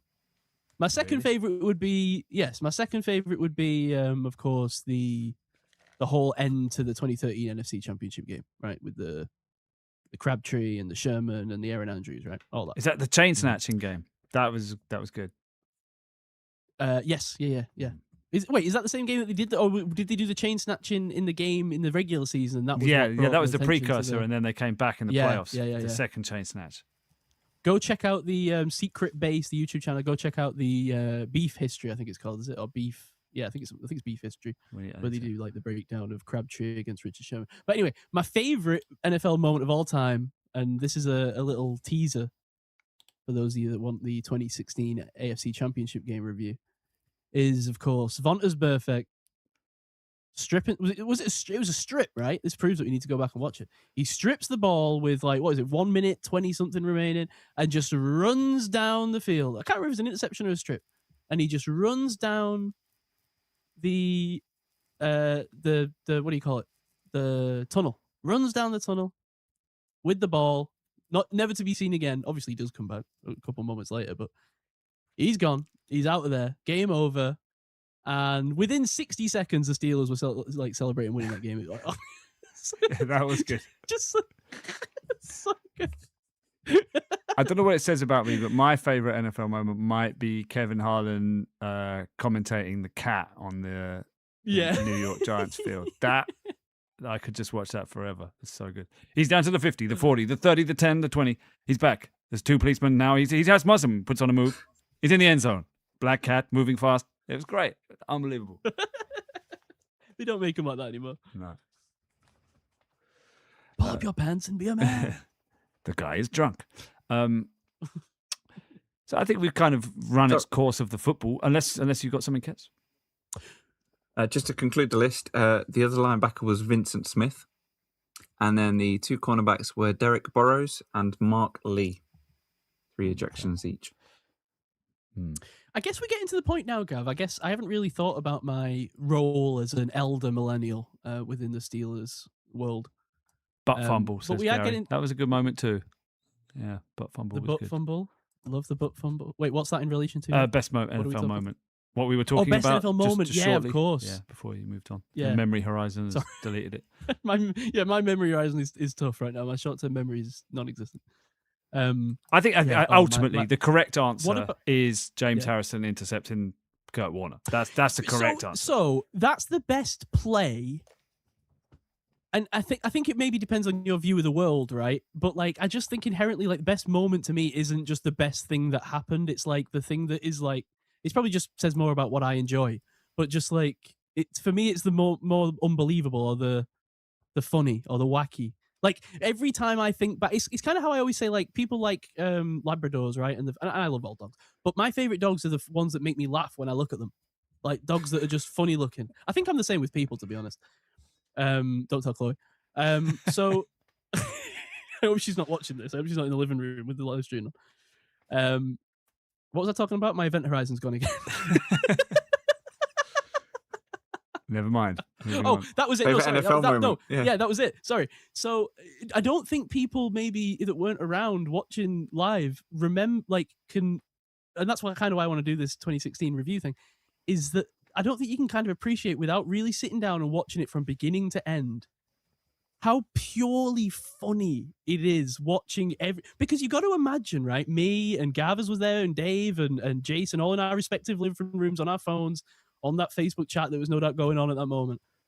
And Andy Wayne. And Andy Wayne, yeah, God bless. Who we're all there, and we all think the game's over too, right? So it's not like we don't have the hindsight in that moment. We're all heartbroken that Vontaze Burfict is running off after all the things that had happened before this that we can get into in that episode. But how purely funny it is right now to look every single moment with hindsight you can watch and enjoy, like with just pure. It's so purely beautiful to watch every single moment of him getting the ball, him all the teammates coming around him, going down the tunnel, the commentators like talking about it like it's over, like. Oh my god, I love that game so much. It's so funny. And then of course Juju knocks him out the next season in his rookie year, and that's how you get that famous Juju photo. Yeah. That's Juju hype. Friend of the Oh pod. man, we need a bit of a dive into our own history, don't we? I'd like to do that because I never got to watch a lot of these kind of games properly. Yeah.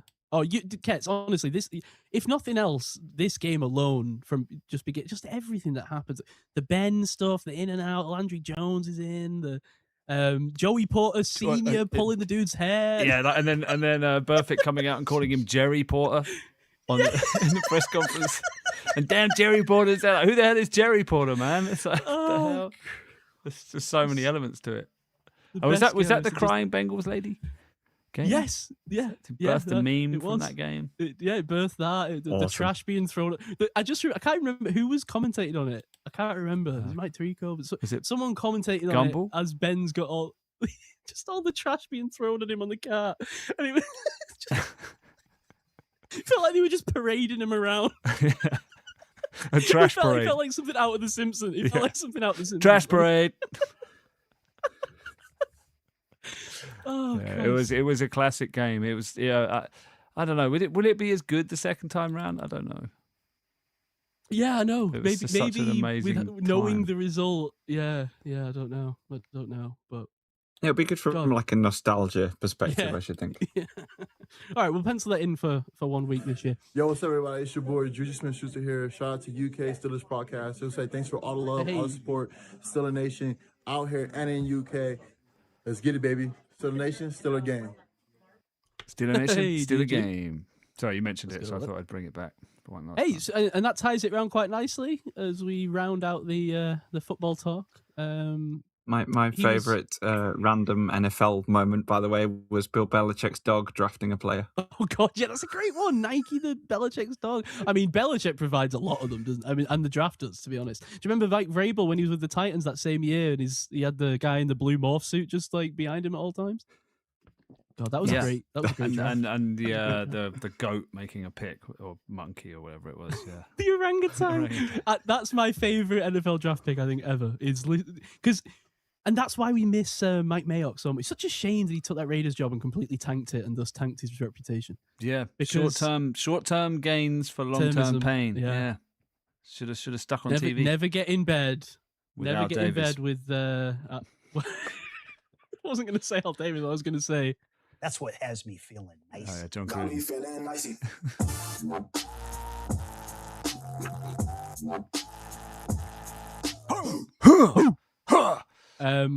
You're all lucky, by the way, because I nearly pulled a lot of John Gruden quoting Pokemon as he opened a Pokemon pack this week. So get ready for that next week when I have time. Nice. Have we got time for? Have you seen? Go on. No, what were you going to say? It's all right. I was literally just going to say that someone was trying to recruit Juju, right, to the Steelers this week. Were they? Pull back Oh yeah, no, I was moving on from football. So if you got more football stuff, I was just going to say. I think it was it. No, not Pittman. Who was it? Who? Oh my God! Who were our receivers? Metcalf. Was it Metcalf? I read. It was like one of the things that I saw on Twitter but didn't read properly. Someone was on Instagram trying to recruit Juju back to the Steelers.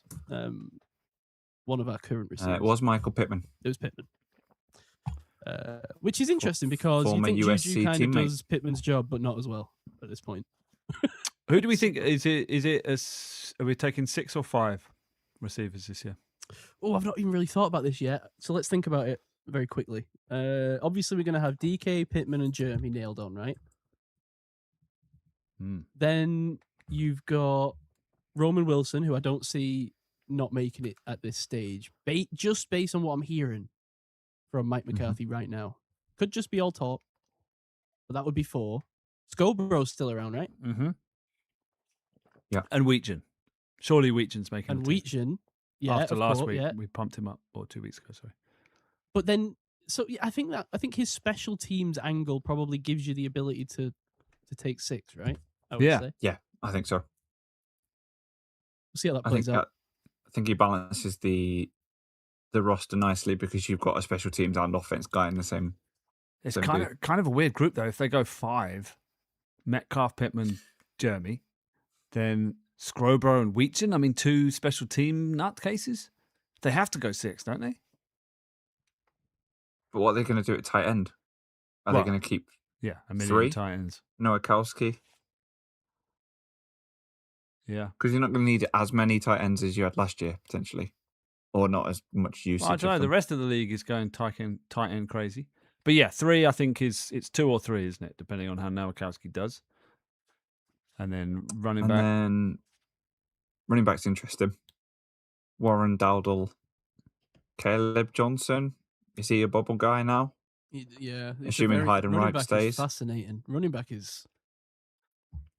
And as you say, because a lot of these guys we drafted in the later rounds this year are kind of Swiss Army guys, you almost don't know those depth positions that you would ascribe to receiver, to running back, to tight end. You almost don't know kind of what room their value is being attributed to, if you know what I mean. Like, is Nowakowski making the team because he's a tight end, or is he making the team because of the role he's going to play in the backfield? Right. He'd been lining up in the slot in OTAs. And does that then impact Caleb Johnson's ability to make the roster, or Heidenreich, or Travis Homer, who's been a solid special teamer? Travis Homer, yeah. And then what do they do in terms of quarterback as well? Are they going to keep 4? And if they are, something's got to give somewhere. Yeah, it's pretty busy. Just another reason why I think Mason doesn't ultimately make it. Along with, again, I know it's easy to dismiss at this point in the season. I think as you get into training camp and the options become very limited, we saw this week Fryermuth had his contract played with around to free up some cap space.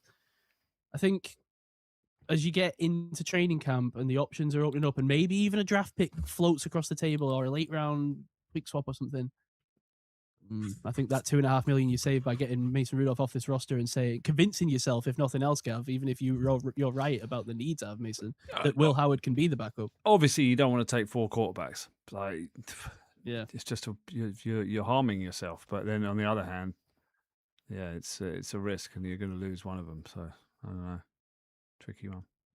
I just think this wide receiver room is it's such a bummer that Wilson. You've really got to hope Wilson pans out and is a good wide receiver 4, and then I think they. I mean, I wouldn't be surprised if they brought another receiver in. You're looking at this. I mean, Metcalf, Pittman, Bernard, solid first 3, but that includes a rookie, and then you've got 2 special teamers, 1 return man, 1 gunner, and Roman Wilson. We don't know what he is. And then you've got Hurley Man and Brandon Johnson. Sorry. Who've shown some things in preseason and might be good practice squad guides, but they're not moving the needle.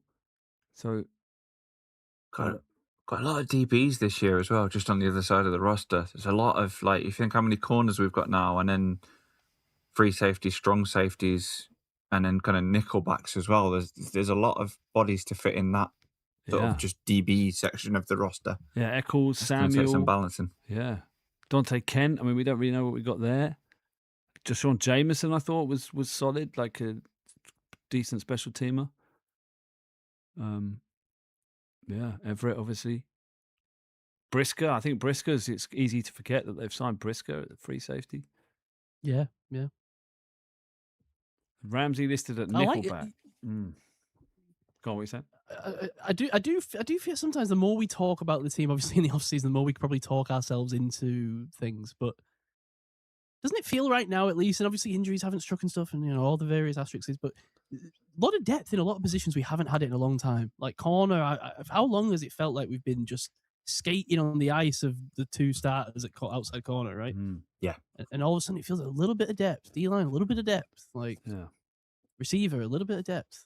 We'll see how it all plays out, but yeah, there will be injuries. There will be people that don't make it, but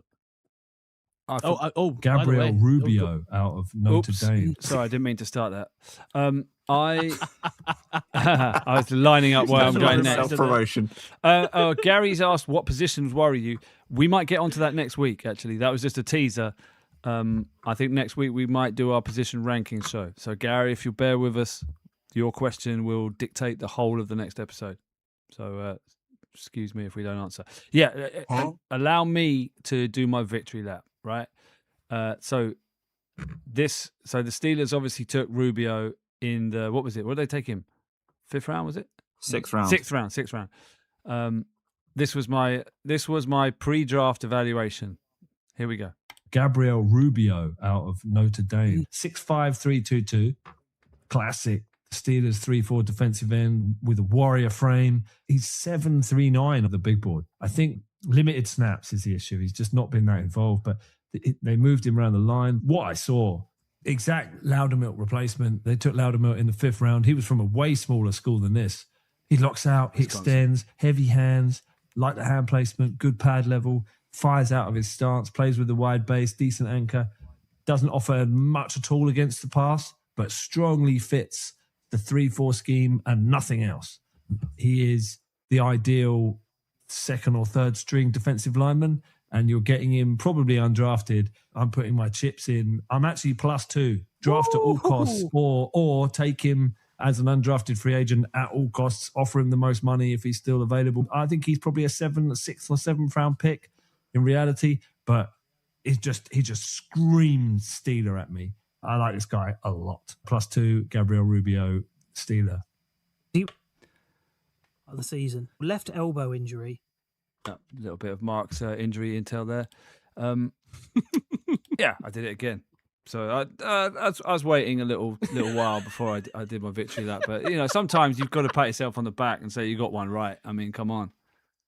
No one else had found Rubio. And I want that known. Doesn't impress You me. had 1,000 pats on the back. Thanks. Draft night. Yeah, I did.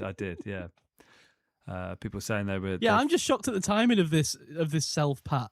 Why? Why? Yeah, we're 2 hours. Well, because I feel like we were all clambering over ourselves to give you plaudits. No, this was for the listener, not for you guys. I know you guys have congratulated me. I was just wanted to maybe people don't check out the YouTube or whatever. So I just wanted to share. I got one right. All right, we'll move on. Okay, fine. Let's not celebrate me. That's fine.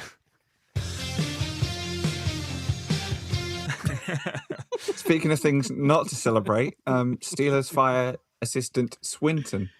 So senior special teams assistant Darius Swinton II, allegedly, perhaps should for have been a violation of club policy. It should have been, but I've just remembered it was a thing. You congratulated yourself 7 months after it happened, so So we're reporting on Swinton live on the ground. Ketts, give us the latest on the Swinton. You're live. There's a lot of reporters outside the facility, I believe. What's happening? He did not return a request for comment. Okay. Didn't realise we'd reached out. Well, to ESPN, not to me, but okay. Yeah. Has anything come out? Has literally anything come out about? Because I saw some people sort of, but I think it was pure Twitter speculation, being like, "Oh, they've found the source of the leak for the Mackay Lemon leak." Yeah, for the Mackay Lemon leak. Yeah, my take on it was you can take the man out of Las Vegas, ... and then just left it at that. All right. So who was this? Was this someone we just hired? Sorry. So, no, he was hired back in February as part of the restructuring. He's like the special teams senior coach, so I think he sits behind Danny Crossman. Okay. Yeah, he's a Crossman hire, right? And Crossman, out of all of the coaching hires, is the one I'm least jazzed about. So this doesn't add to this adds fuel to my Crossman blazing pitchfork. Set to be his 16th season, but his first with Pittsburgh. Okay. Interesting. But we don't know what it is. Yeah, we can't say. We don't know. Feel free to speculate and send us your thoughts. Yeah, wildly speculate. Illegally. All right, Gav, was that all for the football talk? That's all I football. think you were about to ask me a non-football question. I was going to ask you if you've seen the Mandalorian and Grogu film. Oh, I have. In a galaxy far, far away, a long, long time ago, there was a baby Yoda. So remind me how you're kind of a Star Wars fan. Oh, I'm a Star Wars guy. So what did you think? So you've seen it, yeah? Yeah, I've seen it. Yeah. I know Ketts won't care about this. Nope. I have one thing for later, but it's not Star Wars related. I will say, so I enjoyed it. I had a lot of fun with it. Me and Chloe watched it together in IMAX the weekend it came out. Like we both left and we were like, and I said to her, I was like, so I haven't read anything about this, but I know obviously that people are kind of saying that they're not too jazzed about it. Like a lot of the critical reception, at least, was pretty sour going into it.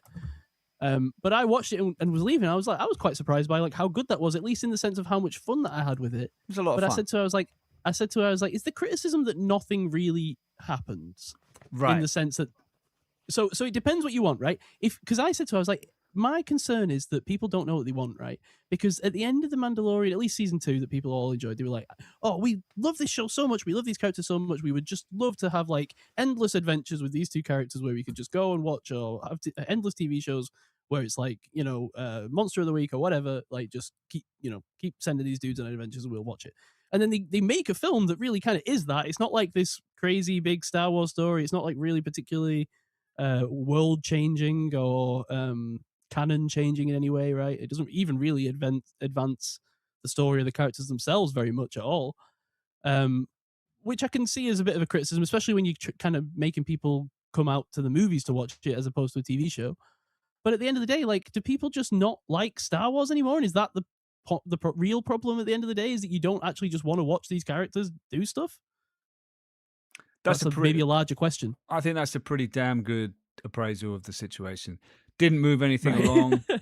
Nothing happens. Everything happens. It's an action-packed from start to finish, but nothing happens in terms of Star Wars. But it's kind of fun, right? I enjoyed it. Like maybe one or two fights too many. Did enjoy. Yes, agreed. Did enjoy some of the more bounty hunting elements back to the sort of early days of Mandalorian. I thought there was the stop motion animation of certain monsters at certain times, or certain villains at certain were they monsters? I don't know how to describe them. Certain things at certain times. Puppet work is great. But that stop motion, that's something that it was very clever usage, because back in the day, that was all we had before CGI and VFX, right? We had stop motion. Are you talking about like the Anzellans, the little? No. I'm talking. I don't want to spoil it for anyone. Oh, okay. Yeah. There was I'll tell you off air, but there was a certain moment. You remember, like the Terminator or Jason the Argonauts? They have that sort of like herky jerky movement, like, and it added some way. It made him look more scary. Deliberate use of that technique in this film to great effect. Thought it was really good. Now, I like Dave Filoni. He saved Star Wars in my eyes from Kathleen Kennedy and everyone else that came in and took it over. The evil guy. But this was definitely Dave Filoni's greatest hits from the Clone Wars. Like, this bit was good. Yeah. This bit was good. Even pulling out Stinky. Right. And I'm pretty sure there was a whole storyline over 3 episodes of the Clone Wars where a Hutt goes missing and needs to be rescued. And I really try not to spoil it, but there's definite lifts. Some of the other. I will also say there's not really a lot you can spoil about this film. To be honest, I mean, I get it. I'm sensitive to spoilers too. There's really not a lot to spoil about this. Yeah, but there's certain elements I wouldn't want to know before going in. I know. Yeah, I get you. But yeah, it's definitely. I think what this was I think you've got to be kind of a sort of hardcore Star Wars nerd, as I am, to watch the Clone Wars cartoons. I don't think they went out to general public. So if you don't know, the creator of the Clone Wars got sidelined by Disney when they bought it. Then after the 3 films kind of flopped, they had to bring him back in because they realized he was the only person on the planet that could make good Star Wars stuff. And then he created The Mandalorian and he created Baby Yoda, and now they're making films with Filoni after the guy they fired, right? So shows what Disney know. But what I think this movie was showing the general movie-going audience some of the greatest hits from the Clone Wars, wrapped up with a bit of Baby Yoda. So it's kind of like, it is a kind of corporate play on some of the best bits from previous years. But I don't really care. It was fun. And I hope people like it because it's fun overall. And I think it starts off a new era of Star Wars films, I hope, where it's less serious and less weighty and less pressure, and not trying to just put R2-D2 and C-3PO and the Millennium Falcon in just to please the fans, but actually tell interesting stories or new stories about different characters in the universe. But here's the thing, though. for that to work, they have to have their own. They have to like their expectations have to be in the right place. You know, they can't approach these movies like they did Rise of Skywalker and whatnot. Like they can't have to be these. Like the problem is, let's be honest, every single Star Wars movie, and Marvel has got the same problem right now. Every single Star Wars movie or Marvel movie that comes out right now it can't just like stand on its own. It becomes a referendum on Star Wars or a referendum on how people feel about Marvel, right? And it means that these stories that in the past, like Captain Marvel's a great. I know we're straying off Star Wars, but they're very similar in terms of how they're being handled by Disney, right? Captain Marvel made $1 billion when it came out. That would never happen now. But Captain Marvel at the time was being buoyed by the Marvel Cinematic Universe, whereas now if that came out, it would have to like carry the weight of it on its shoulders, and kind of is being dragged down by it. So it all this to say, the movie fun. A good fun time that I think if you like Star Wars, and especially if you like the first 2 seasons of Mandalorian and Grogu, you're going to enjoy. You might be a little bit disappointed that the character. I think while I agree with you, and I largely agree that I'm just happy to spend time with the characters, I do think they could have maybe thrown people a bone with the character development a little bit, right? They could have like gotten a little bit more Pedro Pascal. They're going to get a little bit more Mando character development, maybe giving him something to do. Well, Grogu a bit more. My 14, I mentioned this on the way home, and LJ, my 14-year-old daughter, said, "You're missing the point. The character development isn't Mandalorian. The character development is Grogu." Grogu. And I went, "Oh, okay, that's a great point. That's a very astute point for you. Yeah. For your Well, daughter. she's a writer. LJ? She said, I don't want to spoil it, but she said that's you've got to think of them. The title is 2 characters in one. You think of them in 2. It's not Mandalorian that's growing in this movie. It's all about Grogu. Yeah, absolutely. And how good was the again? No, I don't want to spoil it. But how good is the the Grogu led scenes in this movie? Very good. It's fun. So I think it's a new era for Star Wars, and I'm here for it. I'd like to put out there into the digital ether that I think the Star Wars universe should now move towards slightly more adult themes. And I don't mean Princess Leia in a bikini. I mean, there's a dark side, right? We've all heard the dark side of the Force. Let's explore the dark side. And by that, I mean, let's make a horror movie in the Star Wars universe. A Sith Lord that's so in tune with the dark side. We follow his journey, and we see it's scary, genuinely scary Star Wars film. Horrific visions, nightmares, force powers, exorcism of force, and I don't know. You can see it, right? That they did the spy movie with Andor.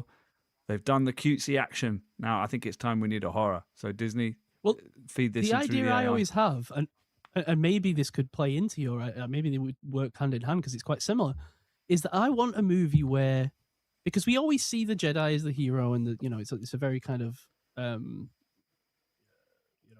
hero villain trope kind of thing. I want to see like this world where we see a Sith apprentice. Ooh.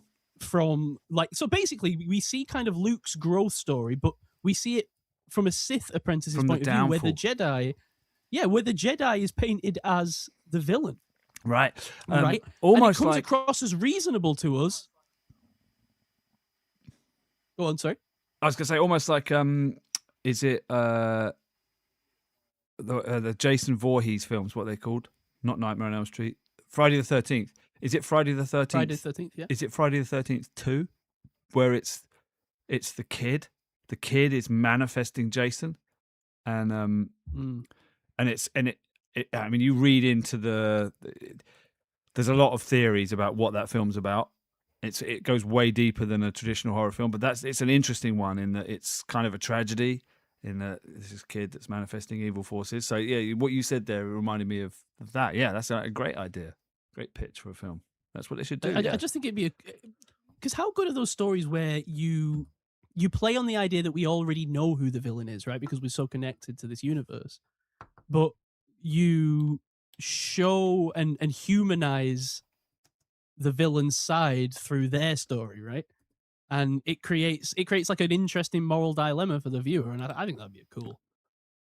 a cool story to tell in the Star Wars universe. Maybe they'll do that a bit with this Maul show. That I've not watched that yet, but I know that that's going on. I know that the idea there is that there's like a Maul and his apprentice sort of thing.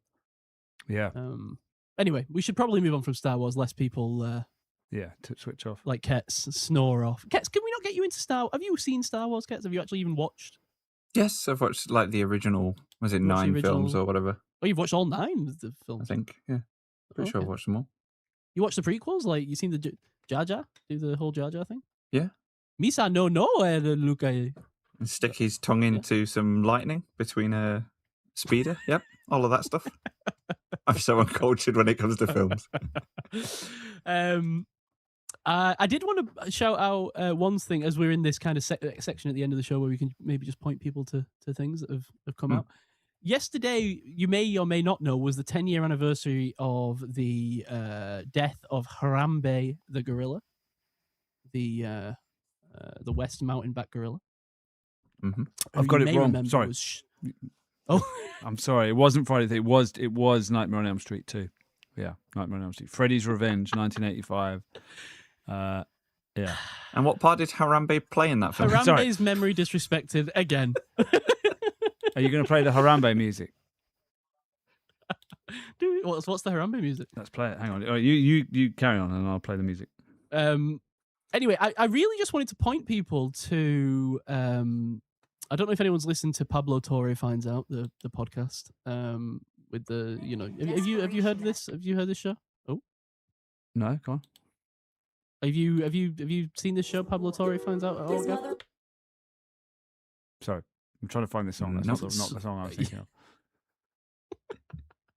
We'll wait for Gav to find Harambe song. So we've entered the part of the show where Gav triggers random references in his mind. No, I don't think I can so find this it. picture, the image that you're actually looking at in that video as you were looking for Harambe was taken by a photographer who got in touch with Pablo Torre, who is a kind of a sports journalist. He won a Pulitzer Prize recently for his investigation into the NBA. He does a show called Pablo Torre Finds Out. It's very good. If you're into like actual journalism, like targeting the autocrats that run our world at the moment. Everyone else seems to have given up. It's nice to have some real journalists out there. But the story they did yesterday, a guy claimed to be friends. Well, Gav doesn't care about, I don't know, morals or social responsibilities anymore. It's just all about who can make the most money now. It's all that matters. Who can be the most corrupt, invest the most in a Kenshi prediction market so that Donald Jr.'s son can earn the most money, whatever. I guess you can run the Harambe. ball, dog.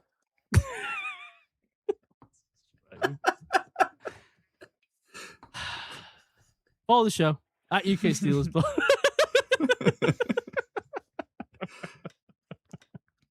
I just had one final thing to mention. It's not gorilla related and/or Star Wars related. I just wanted to say that the championship, as in football, soccer, will be quite fun this year. Congratulations to Mr. Winstanley's Bolton Wanderers.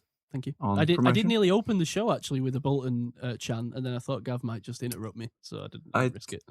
I will always have a core memory of you trying to teach people in Barcelona a Bolton Wanderers football song. That is a core memory. Oh, I keep chickens in my backyard. I feed them on Indian rice. But That will one's never a leave me. bugger for giving the other a piggyback over the yard. We're the Barbie Bolton Army. Na, na, na, na, na, na. There you go, Gav. Nice Classic. rasp on the voice there. There's going to be a lot of fight. Yeah, there's going to be a lot of fights in the championship this year. We've got Millwall and West Ham, and Charlton and QPR. That's just London. You've got, apologies to Mark, but Southampton for Apologies to binocular Microsoft. reasons, allegedly. Microsoft. And Tyreek, of course. I've got two local derbies with Portsmouth and Middlesbrough, respectively. You've got the whole Welsh thing, so Wrexham, Swansea, Cardiff, and to a lesser extent Bristol City. You've got fights in the Midlands, Birmingham, West Brom, Wolverhampton Wanderers, Stoke, kind of. And then you've got Bolton, Burnley, Blackburn, and Preston in our neck of the woods. And then Sheffield Wednesday aren't in it. So, yeah, looking forward to it next year. It's almost like you could Great divide division. it up into you could divide it up into further divisions about locality, like the NFL, and have them really go against each other. Yes, so like the Lancashire is like the, I don't know, AFC Northwest.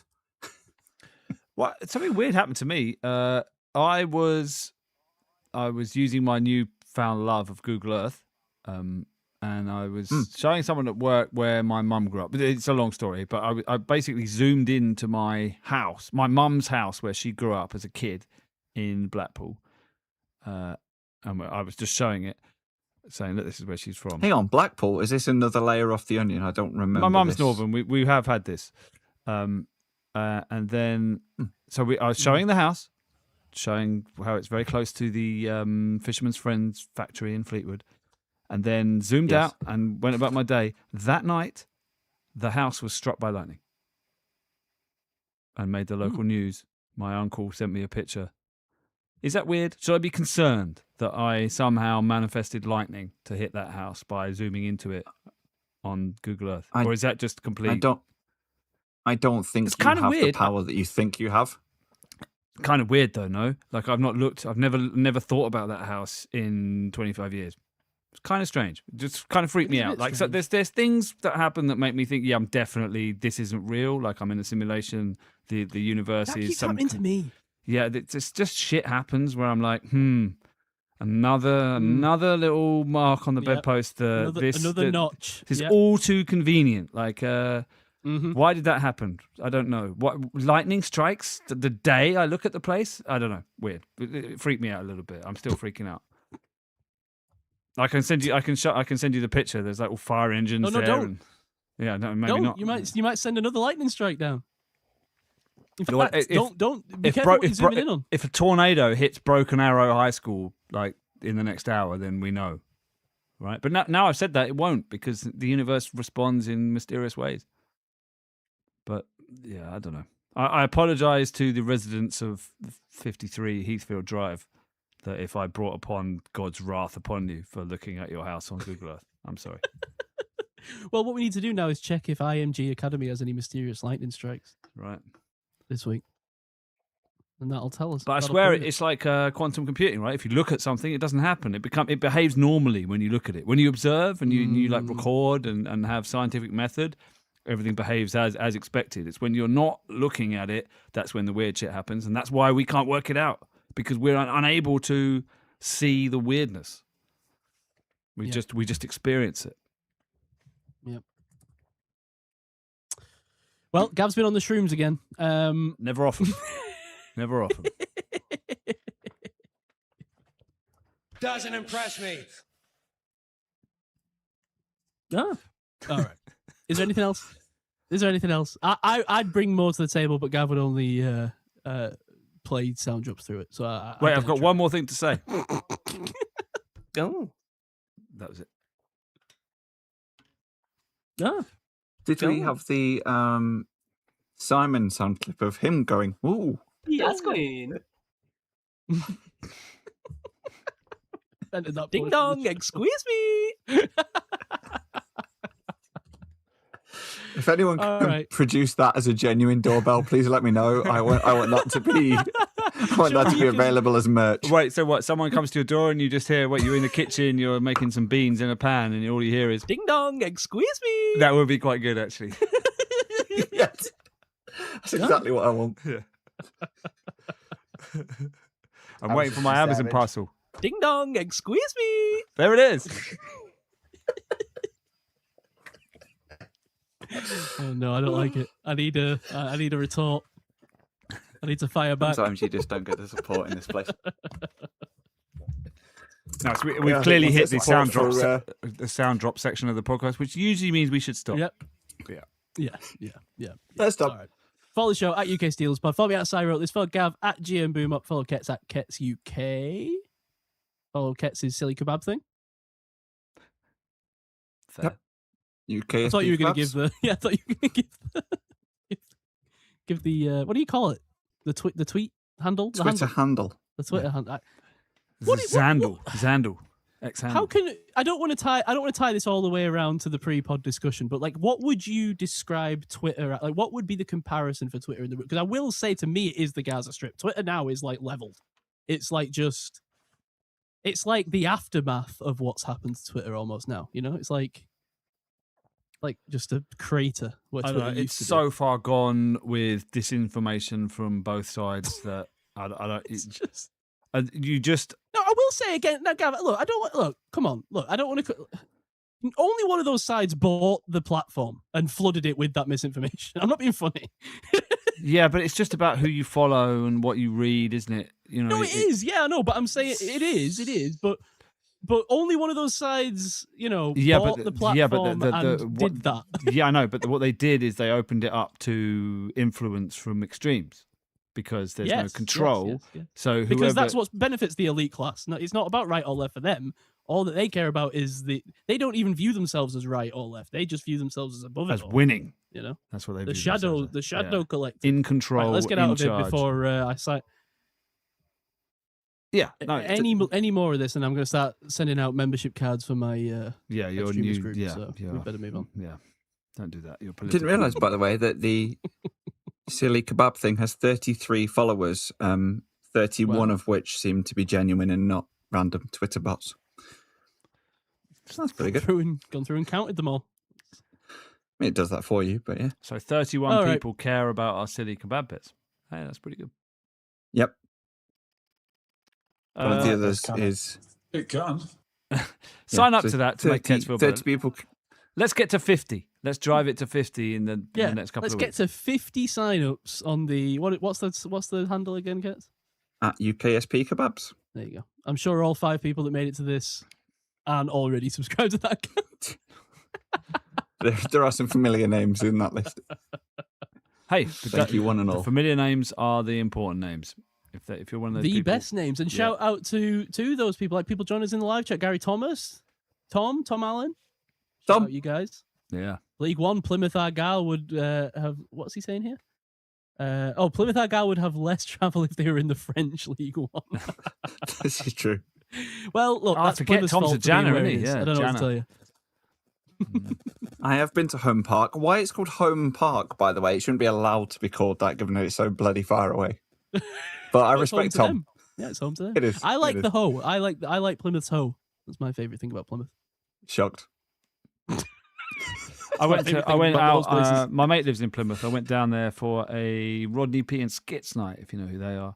And within about 2 minutes of walking in, someone was getting held up against the wall and headbutted. And I was like, my mate was like, yeah, welcome to Plymouth. This is what happens.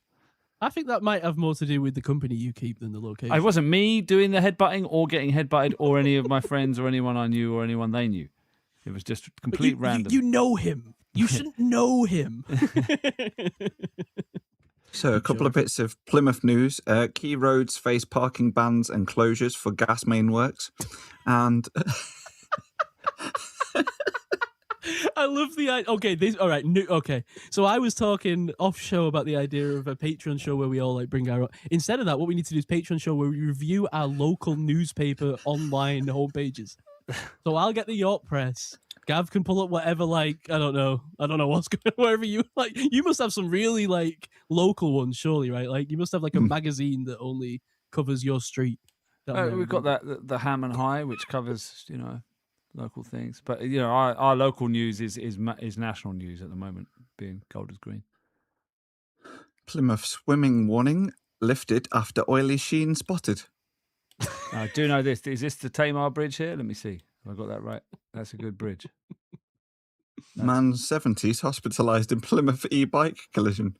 Oh no, you hate to see that. It's a bit dark, isn't it? Yeah. It's actually quite a nice city, Plymouth. It's just a shame it's not connected to anything, and it's quite far away. There you go. Plymouth celebrates Volunteers Week 2026. End on a positive. Well, let's end on a bit of good news. York Pizza Takeaway Slice of Heaven alcohol license bid. Alcohol could be served from 1 a.m. from York Takeaway under new plans. Slice of Heaven, by the way, best garlic bread in York. So if it's 1 a.m. and you're looking for garlic bread and a beer, there you go. Good news for you. I feel like I need to come and audit that. Isn't it Dave Jamashek's sign-off? It's a thin slice of heaven. Thin slice of heaven. Hey, and you know what? I was watching... so me and Chloe obviously have this game where we make each other do things, not in the bedroom, as I've said before. It's and her choice this week was not Field of Dreams. A game, A League of Their Own. Oh yeah. The women's baseball league movie. What the hell is this thing? Sorry, carry on. And it's so hard to have a conversation with Gavin ever since he's unlocked this YouTube live stream thing. It's Sorry. like, it's become like talking to a brick. I'm sorry, I am a brick. Please, just carry on. I'm getting better. Hey, this is the 10th or 11th time we've done this. I'm getting better. Just bear with me. I actually like had a breakdown while I was watching the film, and Chloe paused. It was like, what? I was like, that's it. That must be where Dave Damashek gets it from, because she in the middle of the film she goes, "It's been a thin slice of heaven." That must be it. Yeah. What film is it? And I was like, oh my god, A League of Their Own. All right, it must About be the women's baseball league taking over during the war. Yeah, that's very Dave. Yeah. One of the world's oldest brass bands steps in to save Horwich Church Tower. Oh. A Bolton news for you there. Yeah. Is this the state of our navy here? Like we've got like a submarine. They're building a shed on top of it. Like there's missile tubes here. They're all open. Like the rain's getting in. What are you talking about? Gav's just started just on the. I'm looking at the Plymouth docks, which is like a naval base. I don't think you've even got this up live. I'm looking at context the is always important. Sorry. Yeah, I need to go live. Sorry. Yeah, right. So Gav is now to nobody. I'm just looking to nobody. Look, check this out. No, sorry. Now it's a good time. I've set the table here. Look, wait. It's going to kick in for a second. Look at this. This is the state of the British nuclear subdeterrent. Look at this thing. Hang on. It's like something out of Star Wars here. It's like a junk shipyard. It's coming up. Look at this thing. What the hell is this? Like you got the nuclear. You got the launch tubes there. What's this? Like they got tarpaulins on this thing. Like this is exactly why when this was a big debate like 5 years ago whether we should be investing in what was it called then, whatever it was called. It's definitely a submarine, right? It's got that yeah, that back bit's a submarine, right? This is why I was like, what's the point? Just give up. Everybody knows it's a joke. Just give up. Just give up. Like we can't stop the Russians with this. Look at this thing. That's it. That's what we got. Do you know what this is the equivalent of? If you're listening to this somehow, if you're still just listening to this, if we're not banned for discussing nuclear defensive strategies, I don't know how on this Steelers podcast we've ended up with the UK neutral. Well, we went into Plymouth, and I obviously went to the docks, but here's what I'll say: this is the equivalent of the Steelers continuing to insist that they're in the race, right? Right. Yes. This is the Steelers being like, no, we'll just we'll get Aaron Rodgers, we'll sign because we're still competing for a Super Bowl. Look, and this is what it looks like. We've literally signed a navy. This is the Aaron Rodgers of nuclear submarines. Look at this thing. Like, I mean, geez, that looks younger than 42 years old. They've got like a speed, like they've got a rib boat there because they can't actually go anywhere with it. I mean, what's this thing? It looks like a bottle cap. Is this actually an aircraft carrier or what is that? I mean, this is like I don't know what aircraft it's carrying, but it's nothing that I want to be on. No, look at this thing. It's like it can carry a helicopter. It looks like it's falling down. Like what the hell? Is this why the state of our navy is screwed? Like oh man, we're in trouble. Let's hope the Russians don't attack. That's what I'm saying. Don't worry about it. I think some actual functioning ships, but okay. I mean, I'm sure that there's some out at water that are probably okay. Yeah. Maybe not just in Plymouth docks. I hope so. Maybe we're just focusing our analysis on this one. That's like looking at a map of London and just looking at one building under construction and going, oh, all the skyscrapers in London have disappeared. It's like, well, they haven't. You're just looking at one specific part. I guarantee this shows up on a Whitehall budget line as like Trident Defence, and it's like billions of pounds. That thing, like that grey rotting tube. Like with loads of like life support, and it's probably all being funneled through various Swiss bank accounts to people above reproach. We've lost a YouTube viewer. Okay, not surprised. Yeah, let's get out of here. Sorry. All right, let's go. And everyone, just remember, go look at the Forbes top 50 richest people's net worth at the end of the Biden administration and now, and compare them. We don't have to have the argument anymore. We can just base it on proof. All right. That would be a good use of AI. It can compare lists quite well. Yep. But you're banned from list shows, Ketts, so you're not. I know. All right. All right. Well, I've done all the spiel already before all this nonsense, so let's get out of here. Thank you for joining us. The Aaron Rodgers of nuclear submarines will be the episode of the title. But of course, you know that already. I'll see you all next week. See you later. Thanks, guys. Cheers, everybody.